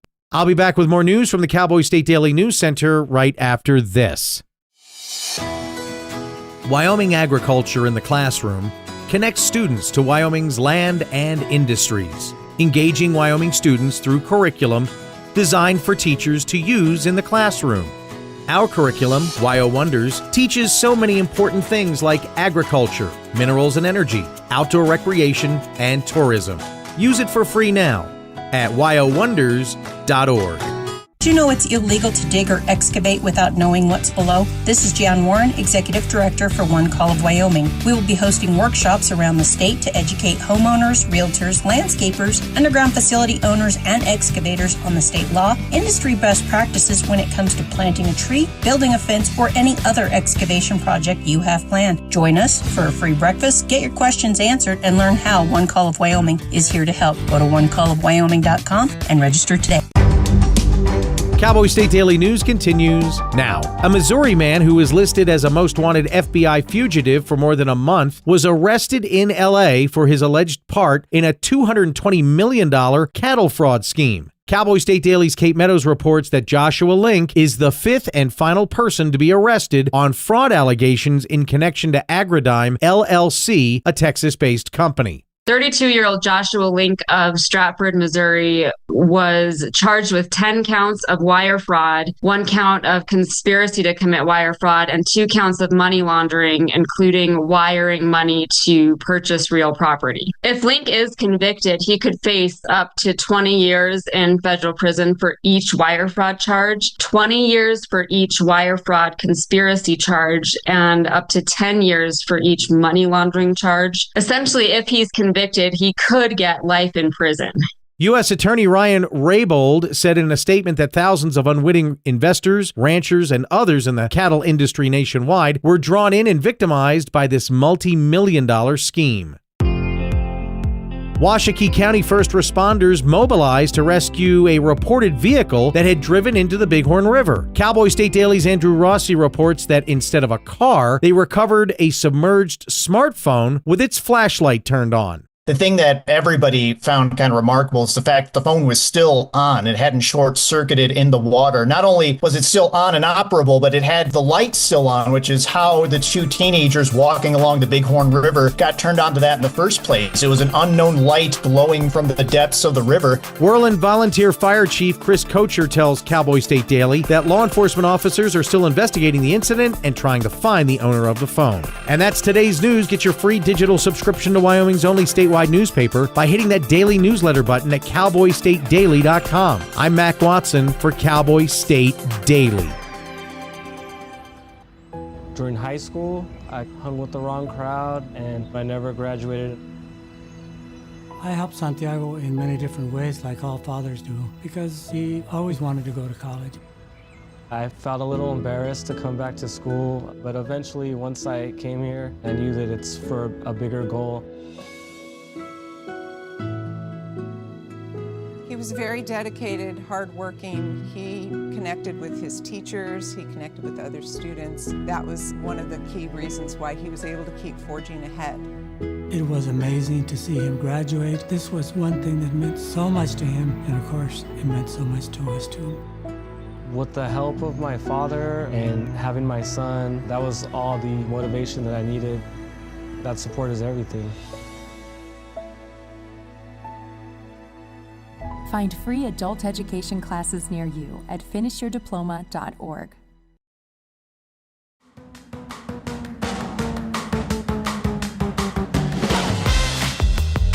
Cowboy State Daily Show with Jake. In our final hour of a special Tuesday St. Patrick's Day edition. And on St. Patrick's Day, we're going to talk about a sport invented by the Scots, who are almost Irish. We're going golfing. I love this story because I love golf. I mean, who doesn't?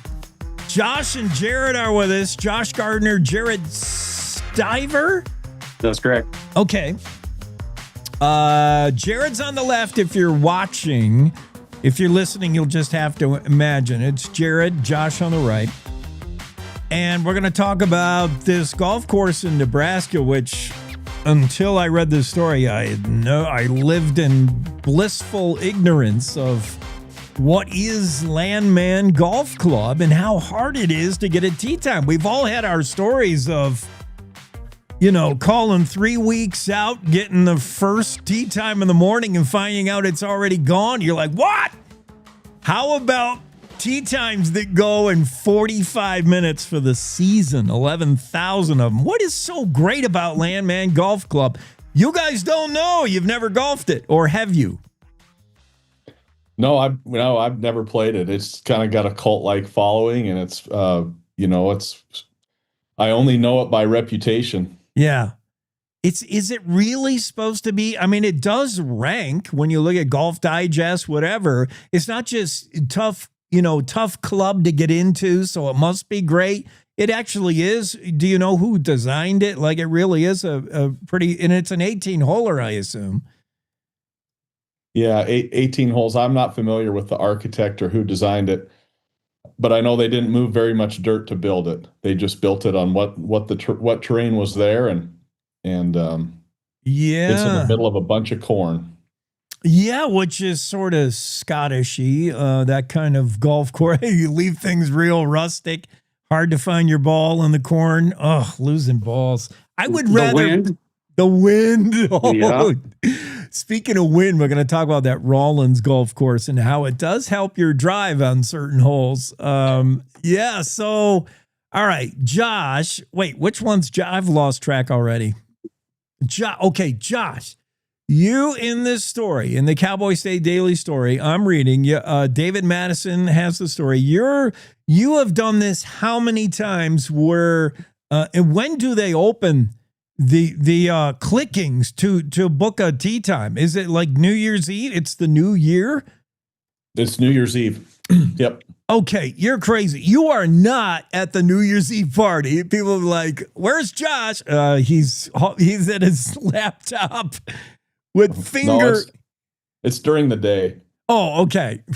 And you are ready to, it's like the days of, calling the radio show, be the fourth caller and you win the Who album, the new Who album. You're like, want to get a tee time, and they're like in a click, in a refresh, they're gone. And how many times have you tried it? Just this year. Okay. I just became aware of the place in the last maybe 4 or 5 months. My daughter goes to college in South Dakota, and she's got a friend from Iowa that asked if I'd ever played it. I'd never heard of it, so I looked it up and I went, "Whoa, what's the story here?" So I only heard about it probably last September or October. Okay, so you're somehow the algorithms knew you're not worthy. You haven't tried enough times. Think of all the golfers that have tried to book a tee time, then every year they're like, "Ah, crap." So you're on the website, and that is the only way they take tee times. I'm assuming it's not like you call this place up in another few months. They're all gone. 11,000 tee times gone in 45 minutes. I mean, you have to know you're going to be free to golf on July 28th at 1:30. You're going to make that tee time? Depends on what the wife says. Maybe you will, maybe you won't. What if you don't? They got to have some kind of system where they have a cancellation list, but and I've signed up to be on that when I couldn't get a tee time, but they say that you need to be able to be to the course within 6 to 8 hours, because typically it's a cancellation the day before based on weather. Man. And it's a long ways away from Sheridan, Wyoming. I mean, it's over by Sioux City, Iowa. So the cancellations, that's probably not a feasible way to get on it. All right. So your only recourse, if you in a place that you had not heard of until recently, and now you've just got to get on there. You did find out when you're on the website and just waiting for the screen to refresh to tell you the bad news. You found about some unique tournament that's going on that takes a couple of guys from every state and more. Yeah. So I tried to do it for 45 minutes and I never could get into the system. The dial thing kept turning on the screen and then it popped up all the times are gone. So for 45 minutes, I tried to get on to be able to, and I didn't care day, month. I would have taken anything. Yeah. But as I was leaving the site, I thought, well, I'll jump on there and grab a cap or something out of the pro shop. And there was a tab that said heartbeat, which I clicked on just out of curiosity. And it was a description of this this 2-man team golf tournament, one team from every state that they're doing in collaboration with the Golf Channel. And you had to sign up, and it's a lottery draw, one team from every state. Interesting. Yeah, this heartbeat tournament. So you figured that's the way in, and this is August 2 through 5, this tournament. And your first choice on who you have to take along as a partner wasn't available, so you went to plan B, then plan C, and you finally got Jared along. I went all the way through my contacts till I got to the S's. And once I got to the S's, Stiver was in front of Streeter, so I called Jared. Stiver, you want to go golfing in Nebraska? Jared, had you heard of this place? How much arm twisting had to go on to get you to come along? Well, first of all, whenever Josh's name comes up on my phone, it's a warning, warning, warning. Yeah. Because I know I'm going to spend money or time or both. So this is one of those occasions, and he brought up the idea of, hey, there's this tournament. We can put our names in. I'm not going to tell anybody else. I really want to play this. I'm like, man, we're not going to get drawn. We can't even get drawn to play one round, let alone four. Yeah. And so I'm like, yeah, go ahead and put our names in. And a couple weeks later, I get an email saying that we were selected, and Josh's luck just continues. What do we think is statistically tougher, just to get our average tee time at this course or to get in this tournament? They're both pretty tight.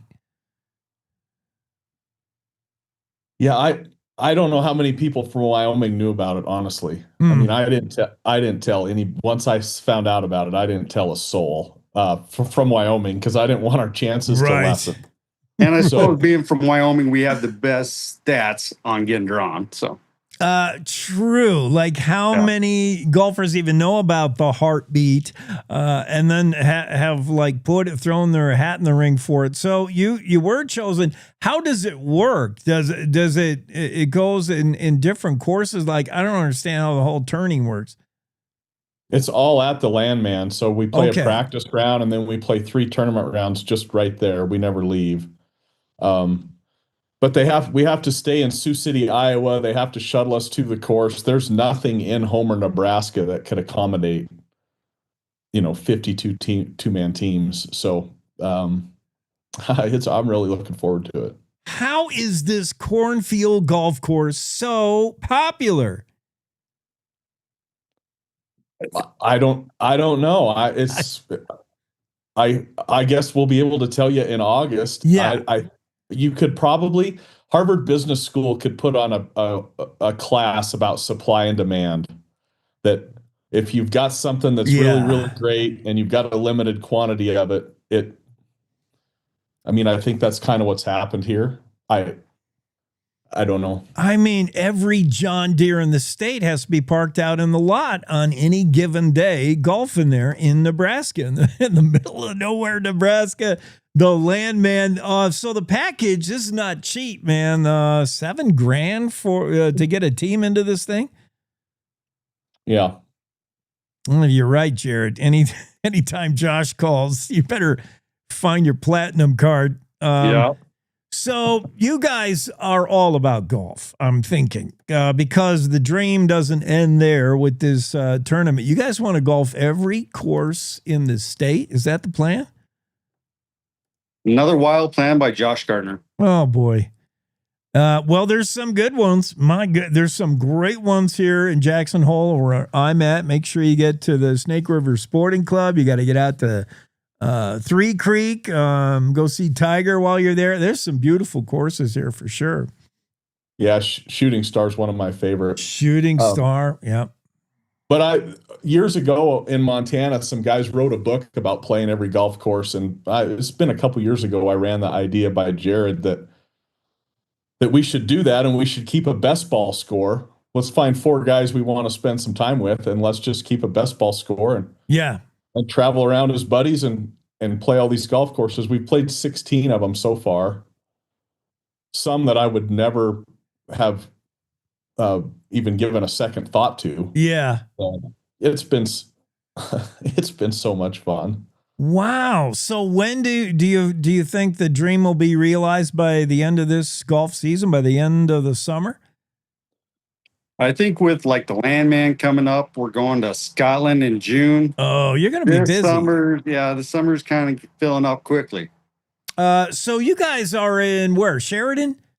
Yep. They got a course. Buffalo has a course. Have you golfed Buffalo? I'm sure. Yep. All right. Wow. So you've already gotten around pretty good. You're going to Scotland, huh? Another wild idea by Josh Gardner. Dude, that sounds fun. I got to hang out with you guys more. I'll get a lot more golfing in. Okay, ball of choice. You guys Titleist dudes, you Callaway. Yeah, I'm a Titleist guy, probably. Titleist or TaylorMade, whatever happens to be available. Not picky. I play Titleist. All right. I play the Snell. You always know where my balls are. All right. Very good. So yeah, I'm excited to hear what happens. Can you guys get on? By the way, this Golf Digest ranks this Landman course as number 24 among America's top 100 courses. And they're not ranking it by exclusivity or how hard it is to get on there or the greens fees or anything like that. It's just like a really nice course. Looks beautiful. I'm looking at some photos of it. So you'll have to tell me how it plays, guys, and I want to report after August, after the 5th sometime. Sounds great. I'm sure Jared's going to have a better experience than I am. The flags on this golf course are wind socks, like at an airport. And Jared handles the wind a little better than I do, so I got to imagine the wind just howls there. Well, you just wind socks. You got to have your low angle driver, man. You got to you got to hit some whistlers, those grass burners. Keep it down, unless you got the wind at your back. Have you ever golfed at Rawlins Golf Course? At Rochelle Ranch? Yeah. Yes. I went there to watch Kyle Berkshire try to set a new driving. That kid, you ever seen him hit a ball? Not in person. I just have seen the stuff on YouTube, but I know he's got the world record that he set at Rochelle Ranch. Yes, I went there to watch him do that, and there's no golf course that can hold this kid. When he tees off at one hole, he's aiming for the hole 3 over, man, and he was hitting some rockets. And you see him and hear him grunt. He hits the ball like Adam Sandler in that golf movie, like a hockey slap shot. He's got to have broke a rib swinging the way he does. And the whip on his club, it's like a U. I don't know how he hits like that, but he liked the thin air, and he liked to have a little wind behind him because Guinness, whoever keeps track of the world, they don't care about the wind. It was blowing that day. And he barely needed it. Man, that kid can hit it. His ball speed. He hit it like 575 yards or something. Yeah, I think it was like 579. He has to have a spotter at the other end. You lose, forget it. That's the hardest thing about golfing for me. I lose sight of the ball as soon as I hit it. I'm like, where are they? It's gone. For him, like seriously, it takes orbit. I wouldn't be surprised if he hit a ball at the Rochelle and it landed in the Sheridan course. He can whack him, man. All right, so you guys please report on how your progress. I want to know all about this fancy schmancy Nebraska golf course, please. We'll keep you posted. All right. Thank you. Thank you for coming on.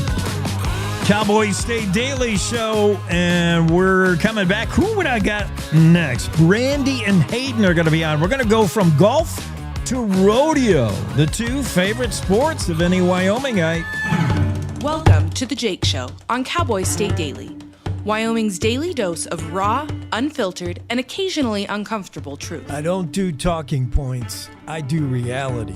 No spin, no fluff, just Jake. Local issues, national nonsense, and zero BS. It's truth, sarcasm, and grit, shaken, not stirred. I just call it like I see it, and I see a lot of Let's just say I see a lot. From the capital to the county fair, if it matters to Wyoming, Jake's got something to say. and he's not asking permission. The West was built by people who weren't afraid to speak up. I'm just keeping the tradition alive. The Jake Show. Weekdays on CowboyStateDaily.com and wherever you get your dose of reality. Not for the easily rattled. Perfect for everyone else. This is the Cowboy State Daily Radio Network. Nestled between Casper Mountain and the North Platte River, you'll find the heart of Wyoming. With a bustling downtown centered around our outdoor haven, Casper is for adventurers, freedom seekers, and rule breakers who find beauty off the beaten path. So if touchable history, a vibrant community, and uninterrupted outdoor recreation define your travel itinerary, allow us to welcome you to the one and only Casper, Wyoming. Plan your trip at visitcasper.com. Oh, right. Look at you taking the stairs. Who are you? We're your lungs. We are proud of you for quitting smoking, but you still may be at risk for lung cancer. A routine cancer scan can detect it early when it's more curable. Good to know. Well, I gotta go somewhere. So do we. Listen to your lungs. Get a routine screening that could save your life. Talk to your doctor and learn more at savebythescan.org. I think I finally found. Hey, how you doing? Hey, Mason. Hey, Mason. Got a new house. It's looking pretty cool so far. A place that I call home. I'm teaching Louise how to cook some lasagna. It only takes a spark to make a fire start.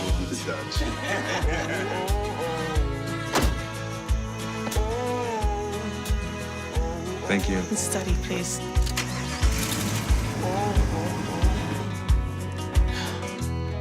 I think I finally found a place to make my own. A place that I call home. This place that I call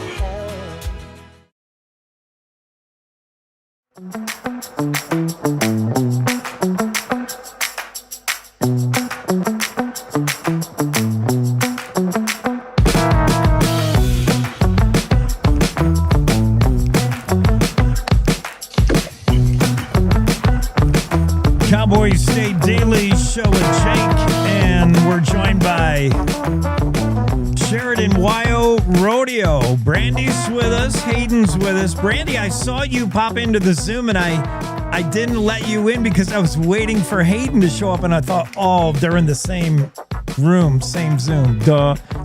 There they are. Let's wait. That's okay. We forgive you. Here they are. Yeah, it's St. Patrick's Day, and I put a lot of Baileys in my coffee all morning. So, yeah, you're wearing the green. Got your green shirt. I gotta get some kind of green. I'm feeling a little green around the gills right now. I'm gonna go straight to beer after this show just to follow up. But I'm so excited about the rodeo. We're talking about the 96th, is my count right? 96th annual.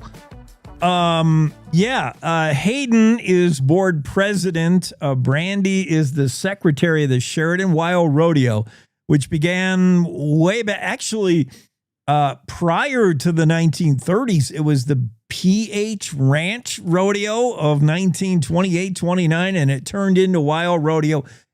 The name kind of changed somewhere in the middle, and then we went back to... in fact, take us through the history. Does either of you know about the history of this rodeo? I just read it off the website.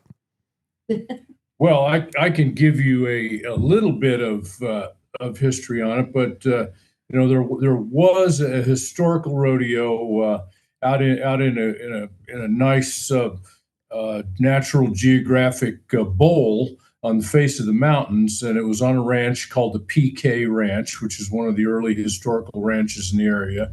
And people just drove their cars into this bowl, and almost like a natural Roman Colosseum. And they had all the cowboy contests out in the bowl, and Eventually, it became a little more sophisticated. We became the Sheridan Wyoming Rodeo, which was, as near as I can tell, reading the history, kind of an early tourism promotion event. The 1930s, things were dead. Tom Ringley in his book says you could fire a shotgun down Main Street and not hit anybody. And so it was an early effort to get people out of the house and celebrate something that was cultural, traditional, and kind of went on from there. It evolved into on a name change event, the Bot Sots Stampede. Yeah. And then it became a more of a celebration for the Indian tribes and the Cowboys.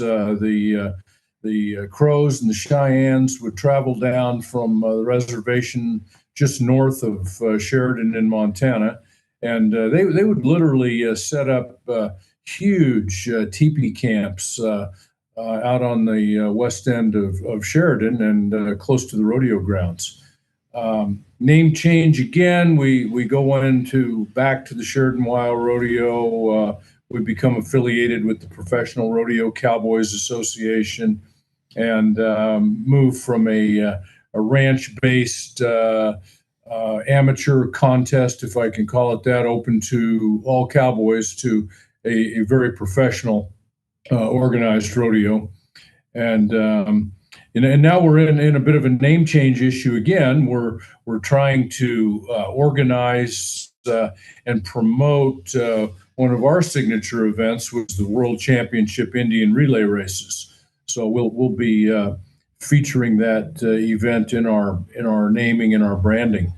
I love that. So there you go. Yeah, I love that component to the rodeo. And that began, I mean, they're baked into the rodeo even as early as 1932, the smoking of the peace pipe, and 1951, Lucy Yellow Mule, Crow, crowned queen of the event. So always embracing the Indian aspect. And if you have not seen an Indian relay, if you thought this,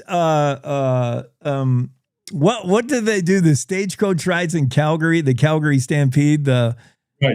Oh yeah, it is like stagecoach races. Yes, it's like organized chaos. It is a disaster waiting to happen. That's what Indian relay looks like. I'm like, somebody is going to get seriously hurt here. But the crow can ride, yo. I mean, man, it is fun to watch that show. And that was incorporated in officially in 1997 into the Wyoming Rodeo, Sheridan Wyoming Rodeo. It's fantastic. How does this rodeo go from just showing off your ranch riding skills to big time? Well, you pay out more than $500,000 like they did last year, and guys start showing up. Guys like Stetson Wright, Ryder Wright, Rocker Steiner, Hayden Thompson with a coming home in the breakaway roping. The top PRCA cowboys and cowgirls come to this deal every year. When is it? July 8th through the 11th? Is that right? That's correct. Yep, through the 11th. That's correct. July 8th through the 11th. And as usual with the Indian relay racing, we are very selective about who comes. You just can't put together a team of 4 horses and say, I want to race. Yeah. You've got to have a proven track record, top jockeys, good performance. And why? Because we're dangling that enormous prize money out for the top Indian relay racing teams. It adds to the safety too. And it's a safety issue. We don't want reckless. It's controlled mayhem, if I can use that. Yes. There's a lot of safety components to it, and the prize money is a big issue, as you mentioned. We've worked very hard to move the Sheridan Wyoming Rodeo from the middle of the pack to the top of the pack, and currently we're ranked 23rd. Largest rodeo in the PRCA, and that's out of over 650 rodeos that get produced annually. So that's the goal, is to get into that top tier of rodeos. Yeah, and for those who don't know, obviously last year, boy, it just seemed like not that long ago, December, we had the National Finals Rodeo in Las Vegas, NFR. top 15 in every event, and they get there not voted by the fans, not voted by judges, by money. And you got to make money all year long, and you do it at rodeos like this. This has become a place where the cowboys and cowgirls have wanted to come. I mean, they put on a great professional rodeo. Sankey stock, I mean, you sold me right there. And then, you put Eaton's name on anything, Frank Eaton, and I'm there. It's as rodeo as it gets, cowboy as it gets. So this year, what are we doing? Anything new and different than you haven't done in years past? Any new wrinkle? Well, the rodeo goes all week long with lots and lots of different events, of course, but I know that in Sheridan County, I think there's a competition this year we have lots of communities inside our county that are unincorporated. And so I know that I talked to the Chamber of Commerce. They said there's a flag competition, so people can design a flag to represent their community. There's also the Chamber, Sheridan Travel and Tourism, and Downtown Sheridan Association is organizing a 4th of July celebration in our city park called Kendrick Park. Complete with fireworks, which we normally don't even have fireworks inside the city limits. So they're going to let us do that this year. I know Ranchester, a community just a little bit north of Sheridan, always has a fireworks display. They're going to do it again this year, but word on the street is they are doubling the amount of fireworks to celebrate the 250th. So there's some extra stuff going in and around the rodeo. Our parade is a big event that happens on Friday morning. So Friday, the 10th of July at 10 a.m. downtown Sheridan. We estimate about 10,000 people attend that. Of course, it's a free event. Our theme this year is Star Spangled Wyo, just to try to incorporate that, that patriotism of the 250th. The rest of the nation, the rest of the state, we're going to do it up big in the 250th. Most of us are going to be resting after the 4th of July weekend, not in Sheridan. They're just gearing up to do it again, man. A repeat, the 8th through 11th. Get Wyo'd at the Sheridan Wyo Rodeo and championship Indian relay races. It's such a great time. We're even going down to Bighorn, and they're going to do their version of rodeo down there for the fancy. It's called Polo. That is a great equestrian center. Isn't that a great place? Yeah, that's kind of where we kind of finish up our week. Yeah. We, on Sunday of rodeo week, we'll do a tailgate party out there to kind of appreciate our volunteers. There's hundreds of volunteers that help get this off the ground every year. And so we will be out there and sponsor one of the polo games. And yeah, that's pretty wild. It's a beautiful setting, and it's a great day to come out and see some top-notch polo. If you haven't already made plans, do it. There's plenty for the kids. You got the carnival going on, rides. They'll get you well-fed, vendors, and, of course, pancake breakfast thrown by the Boy Scout Troop 117. What else is going on for that whole week? Let's see. There's the Untapped Homebrew Festival actually starts even earlier in June. That'll be the 27th. And that used to be that sort of weekend before rodeo, but I think with the 4th of July, they decided to back that up. They're doing that again this year.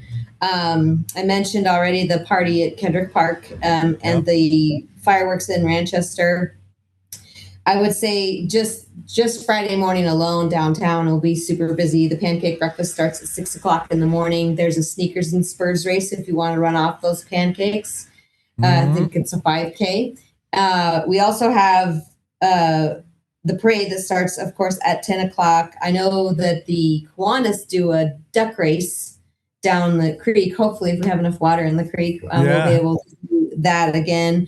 I'm excited to say that Tom Ringley, who is a former Wyo Rodeo board member, former county commissioner, and the author of that book, Rodeo Time in Sheridan, Wyoming, he has agreed to be our grand marshal, which I think is just perfect for the 250th. He's a great local historian and knows lots about our rodeo. Long-standing rodeo. The tradition dates back to the 1930s. Have only been canceled twice. That was for World War II and stupid COVID. 96th annual. I can't wait. Will Rasmussen, is he announcing the rodeo? Did he do it last year? Absolutely. He's done it forever, hasn't he? We've locked Will in as best we can. He's one of one of the top, if not the top, rodeo announcer in the country, and he loves Sheridan. He's from northern Montana originally, and so this is close to home for him. But as close to home as a guy who spends his life on the road, traveling to all of these events. But Will's great. We love Will. Will loves our rodeo, and it's announcers do an awful lot. We're here. We are on Zoom, and it's very technologically oriented. But the delight of rodeo is that it is really a feet in the dirt, hands-on experience, and people crave that in our media-driven age, and that's part of the excitement and the success that draws people to events like ours. Yeah, the sport of rodeo, all those things. I double down on what Hayden is talking about. Brandy and Hayden are with us from Sheridan Wild Rodeo. Also, I've Will, by the way, legendary in rodeo, the Western Ag Network Rodeo Roadshow. We hear from Will every day on this show. Just as soon as you hear his voice, you that's Will Rasmussen. But I've had the great fortune of being able to announce broadcast rodeo on the Cowboy Channel Wyoming High School Rodeo. So I know Hayden Thompson, I know those Thompson kids. I watched all these kids grow up and then pull their card, and I'm just so excited for them. But one thing I've noticed in rodeo that I don't know the average rodeo spectator gets, and you guys get it because you're in it, is the culture that it builds and the way it grows these feral kids running around the average rodeo. The culture and some of the values that are being instilled in rodeo athletes are what America should be doing. And it's just, the sport is deeper than a sport. It's a lifestyle, I believe. That sounds good. Yep. All right, so we know where we're going to be. Can we still get in on this? Are we too late? July 8th through 11th, Sheridan Wild Road. Can we get tickets? What do we do? You definitely can still get in. We're having our opening day ticket sales launch on March 28th on Saturday. That in itself is an event. People show up, and we'll have refreshments for everybody because there are long waiting lines. But folks are trying to get the best seats they can get and make sure that they get seats into the rodeo. We have a limited number of seats available. The rodeo has become so popular in Sheridan over the years that many people are season ticket holders. And those seats are guaranteed to them year after year after year as they renew their tickets. But so for the next group of folks, it's those folks that want to be down there on our Black Friday, and they want to stand in line at 5:00 in the morning and line up and get that first ticket sold. So big event. I would say, touching on that ticket thing, online sales will start on Monday, March 30th. And we've gotten enough traction, I guess, that we have a lot of scalpers. So we want to make sure that people understand if you're paying an exorbitant fee, you may or may not be getting the ticket. Go to SheridanWildRodeo.com and link up from there to buy tickets. eTix is our only ticket seller that's authorized. And so every year we fight the scalpers, and sometimes people sell tickets for several $100s, and then people show up and they really don't have a ticket. That is I'm glad you brought that up, Brandy. That's a huge issue. It's affecting Jackson Hole Rodeo here locally where I am. It's just awful, but that's the reality of it. Make sure you know where you're getting tickets from. eTix, what did you say it was? SheridanWildRodeo.com. You can link to our ticket seller. Yes. Our approved ticket seller is eTix. You got to be getting it there. Start on the website so you know what you're buying and you know what you're looking for. And SheridanWildRodeo.com. I can't wait. 96th annual. It's coming up July 8th through 11. Thanks for coming on. Thanks for doing this big thing again. And Wasey Shalla heads up. You got to get to this rodeo, Wasey. This kid, he can ride. He's good. All the big names, they're all going to be there. Thank you both. Thank you very much. Thank Jake. you. Good talking to you. Let's go. Enjoy St. Patty's Day. Let's go. Let's rodeo Letterbuck and Powder River. Thank you. Happy St. Patty's Day. Cowboy State Daily Show continues. Quick break here. Oh, look. Another national expert explaining Wyoming.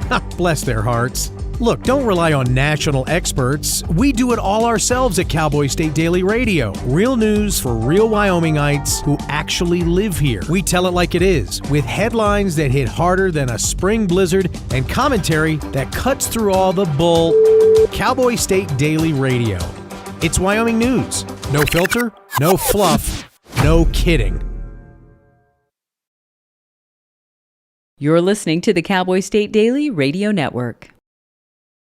Wyoming is a place of unlimited potential, a place that inspires us to dream. Since 2014, Wyo Lotto has given back over $180 million to our great state through transfers, winnings, commissions, and more. Dollars that have gone directly into your cities, towns, and counties. Dollars that have changed lives and set dreams in motion. Thank you, Wyoming, for a legendary 10 years. We can't wait to dream up what's next.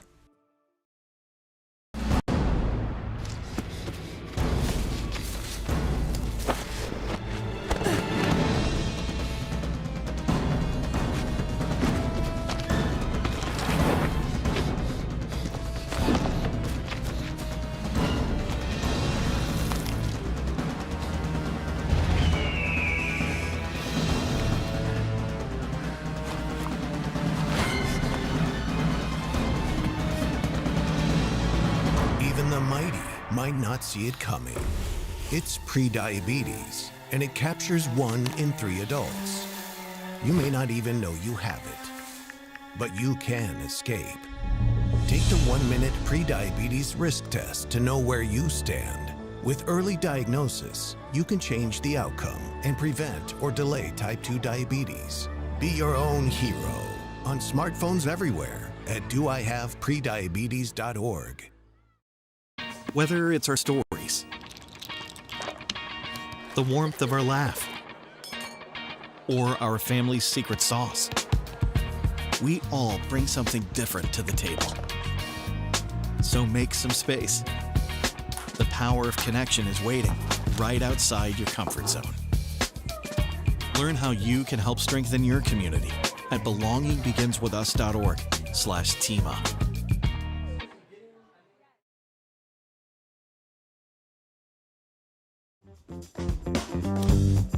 All right, we're back from break. Cowboy State Daily Show with Jake, and on a St. Patrick's Day Tuesday, Mayor Patrick Collins is with us, Mayor of Cheyenne. Mayor, what does Cheyenne do for St. Patrick's Day? What do you dye green over there? Anything? You got a river? Well, you don't have anything, Jake, that was along those lines. So, okay. But I am named Patrick, so it is my day, and I love every minute of it. Ah, yes. Good point. Patrick Collins, Mayor Collins, let's talk about first that windstorm. My goodness. And it's still blowing in Cheyenne. It's like crazy 40-mile-an-hour regular wind and gusts up to 60 today, but it's nothing like 80 and 90. It did damage to the city. You're still trying to figure out the extent of what got wrecked. And what are you doing? What is the city doing? Yet Public Works has got to be 24/7 right now. You know, I've lived in Cheyenne a very long time, and I'm used to wind, but I'm not used to this. I mean, 92 miles an hour, the highest wind I've ever seen. And the hard part was, you know, we get a gust now and then, but like you said, Jake, these winds were sustained, you know, hurricane level with gusts higher. It was an amazing thing. I've never seen trees that big just knocked over like they were nothing, and damage to buildings and cars. And luckily, no one got seriously hurt, and we'll survive. We'll get over this. Man, we've all seen the photos. It just incredible. So, Mayor, tell me what does the city do as far as government officials and declaring stuff and getting money? I mean, obviously when stuff got damaged on city property, you got to figure out a way to fix that. What can private citizens do? What did you do? You declared some kind of state of emergency thing that allows you to tap funds. How are we going to pay to get out of that? Yeah, so we had, I think, over 50 trees that had been knocked down over roads, and closing those roads down. I have a great forestry department, but they don't have the bandwidth to be able to handle that. I mean, they cleaned 50 trees off of the roads, but we have so many others that were a problem. So we declared an emergency, which allows us to bypass our procurement process and then hire some private people to help us out. So we have some really good arborists and forestry kind of people that do this for a living. Yes. We were able to hire them and get them out. And what we were looking for is those ones that were endangering power lines, that were, looking like they're ready to fall on a building, or, and get those taken down. And to do that in 90-mile-an-hour winds, I mean, that's heroic work. Good move. So this allows you, I see, to just fast track dudes who know what they're doing with a chainsaw. Like you don't want to put this out to bid. You're like, we need to get this cleaned up now. Yeah, we don't do this very often, but when you got a tree leaning over a house, I don't have time to wait for a couple of weeks to put it out to bid and then go through our city council process. So we just we declare an emergency. Our rules give me that ability, and I've got to notify the city council, and then we'll use some general fund reserves in order to be able to pay for that. And I think we're expecting maybe $250,000 to be paid out to those folks. They're still working today. All right. Very good. Yeah, that was some kind of wind, and hopefully things calm down a little bit in Cheyenne, where wind is just part of the everyday living. Mayor Patrick Collins is with us. Before we talk about annexation and that whole issue, I did just before we had some folks from up there in Sheridan. They do a pretty big rodeo. July 8th through the 11th, the Sheridan Wild Rodeo. They were bragging on that, but it's not the daddy of them all. CFD, are you excited? I can't wait. Yeah, I know. My wife is from Sheridan, so I hear about Rodeo Week and that kind of stuff. And it's a quaint little rodeo. It's wonderful. But, the daddy of them all is here in Cheyenne. And we added one more day, the Friday. Now we have a 10th day of rodeo. And so it's a great opportunity for people to come and visit Cheyenne. But it's also shows off Cheyenne. We have over 3,000 volunteers that put this on. Plus, the Kiwanis Club with the pancake breakfast. And it is a community effort. And we've done it. This is our 130th year. A jewel of a city, the capital city, and a chance to really show it off for anyone and everyone. Cheyenne Frontier Days. Excited. We're counting them down. I remember 100. I was there for 100 and 101. And what a time it was. It's still great, just getting bigger and bigger. Mayor Collins, let's talk about annexation and the whole Why Fresh Farms. Now, I want to hear from the city, and just to get people to build the background, on third reading, City Council pressed pause on this. The Niceleys were asking all along. Niceleys are the owners of Why Fresh Farm, the property that is proposed to be annexed by the city. They were asking questions. They had some 140-ish questions of staffers because they don't know what life is going to look like on this farm when they're annexed in. They'll have to follow city ordinances, presumably. What does that mean? What does grandfather mean? So there was on third reading press pause. We're going to just wait and answer questions until at least November.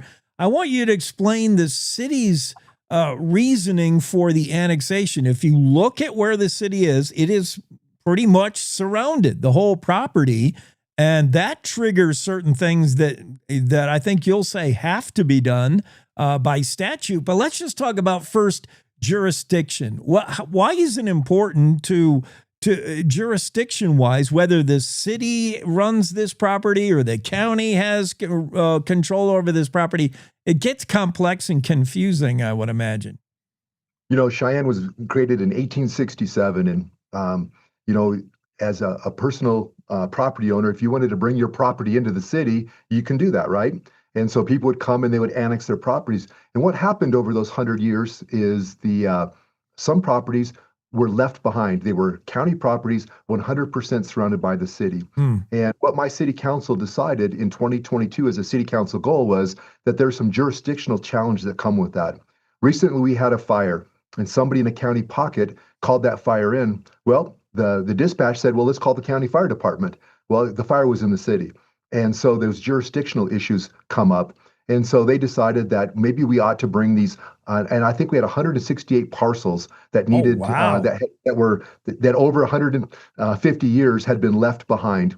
And so they started that process. State law says if you're 100% surrounded by the city, when the city's ready, you have to come into the city. And so they're exercising that. So we got down to the last 7, and one of those happens to be this farm. And these folks are wonderful people. They're trying to have a small farm. They have a little a food stand there where they sell other farmers and other people's goods. And they're concerned that that bringing in the city would stop their ability to do that. But we're zoning them agricultural, and we're defining what a farm is so that we can make sure that doesn't happen. And then the state law says if you have something that's not a conforming use in the city, but you had it when you came in, that's grandfathered forever. So from the city's perspective, we really don't think it's going to have much impact at all on the farm. You know, things like ADA, that's not a city rule, that's a government rule, right? That's a federal law. You have to have, if you're going to have a farm stand, you have to have an ADA parking space. Building codes are in the city or the county. We both adopted the international building codes. That's not going to change. And so we don't really see that being a real difference. However, you know, the farm, they do, and we're going to try to work through those issues and try to give them the assurances that I want them to be successful. Our governing body wants them to be successful. Yeah, and I don't want the city of Cheyenne, and I think, is it Commissioner or Councilor Laybourne? He was on the show also. The appearance of the city to look like bullies online and social media. People saying, oh, you're pushing this poor small farm around. You guys just don't like the small farm model. It has nothing to do with whether you like or don't like the Niceleys and what they're doing. Is there's certain things that have triggered this, and we just got to do it right. I had no idea Cheyenne could zone ag in the city of Cheyenne. Yeah, we had that in our Uniform Development Code since 2012. All right. And then we're also coming up with a definition of an urban farm. We already have a definition, but we're going to further refine that to make sure that properties like the Niceleys and anybody else that wants to do something like this, that we'll be able to do it. I think it's a quality of life thing, going and being able to buy, fresh vegetables and eggs and chickens and things like that. I think there's a lot of people that's really important to their lifestyle, and having that makes Cheyenne a little bit better place for people like that to live. I like that too, and I'm sure we'll all like the fact that we don't have to have 6-hour council meetings. I mean, 4 hours of this burned up listening to the concerns of Why Fresh Farm. I've been through those meetings. Those are not fun. Even limiting all the public speakers to 3 minutes, it could go on a while. So you heard from the people and supporters of Why Fresh Farm that there are concerns, there are questions. Hey, that's what staff is for. Let staff get with them and answer those questions and do that all summer long. And hopefully in November, you'll come back for a third reading and everybody will be happy. Well, I think what we tried to do was think we could do this in 3 months, but think about a farm. We have short growing seasons here. They need to be focused on farming. So we figured we'd let them farm for the summer, and then we'd work on it in the fall when they're done with the farm operations, and work on that into the winter. And we'll figure this out. And I'm very confident that we can do this. I think you just got to develop a level of trust, and maybe there's not a lot of trust in government today. And so we're a little work to do that, but we're going to get it done. Very good. I'm encouraged to hear that. That's awesome. We've had Tommy Nicely on a bunch of times, and I just hope we can find, the middle ground, the common ground, because we love this kind of thing, farm to fork. Everybody's talking about that. We like to know where our food comes from. This seems like a win-win for Cheyenne and for the farm. So let's make it a winner. I agree. Hey, Patrick Collins, thank you. Happy St. Patrick's Day to you. Mayor of Cheyenne joining us. Thanks, Jake. Have fun, guys. Hey, let's talk again sometime, all right? When we get in the summer and getting close to CFD and all that kind of stuff, or anytime Cheyenne pops up in the news, hopefully it is not wind related. You just call me. We're ready to go. Thank you. Thank you. Bye now.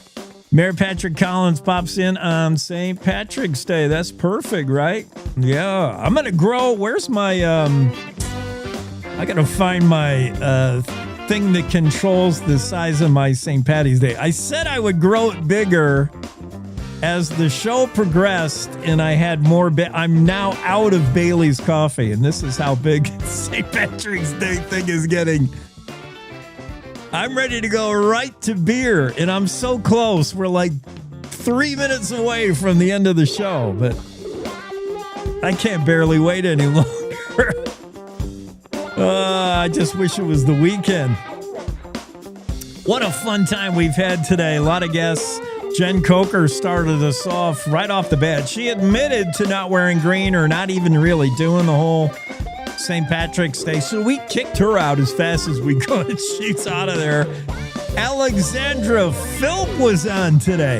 And we talked about the history of Wyoming and how the Irish play a part in the building of Wyoming, certainly with the railroad.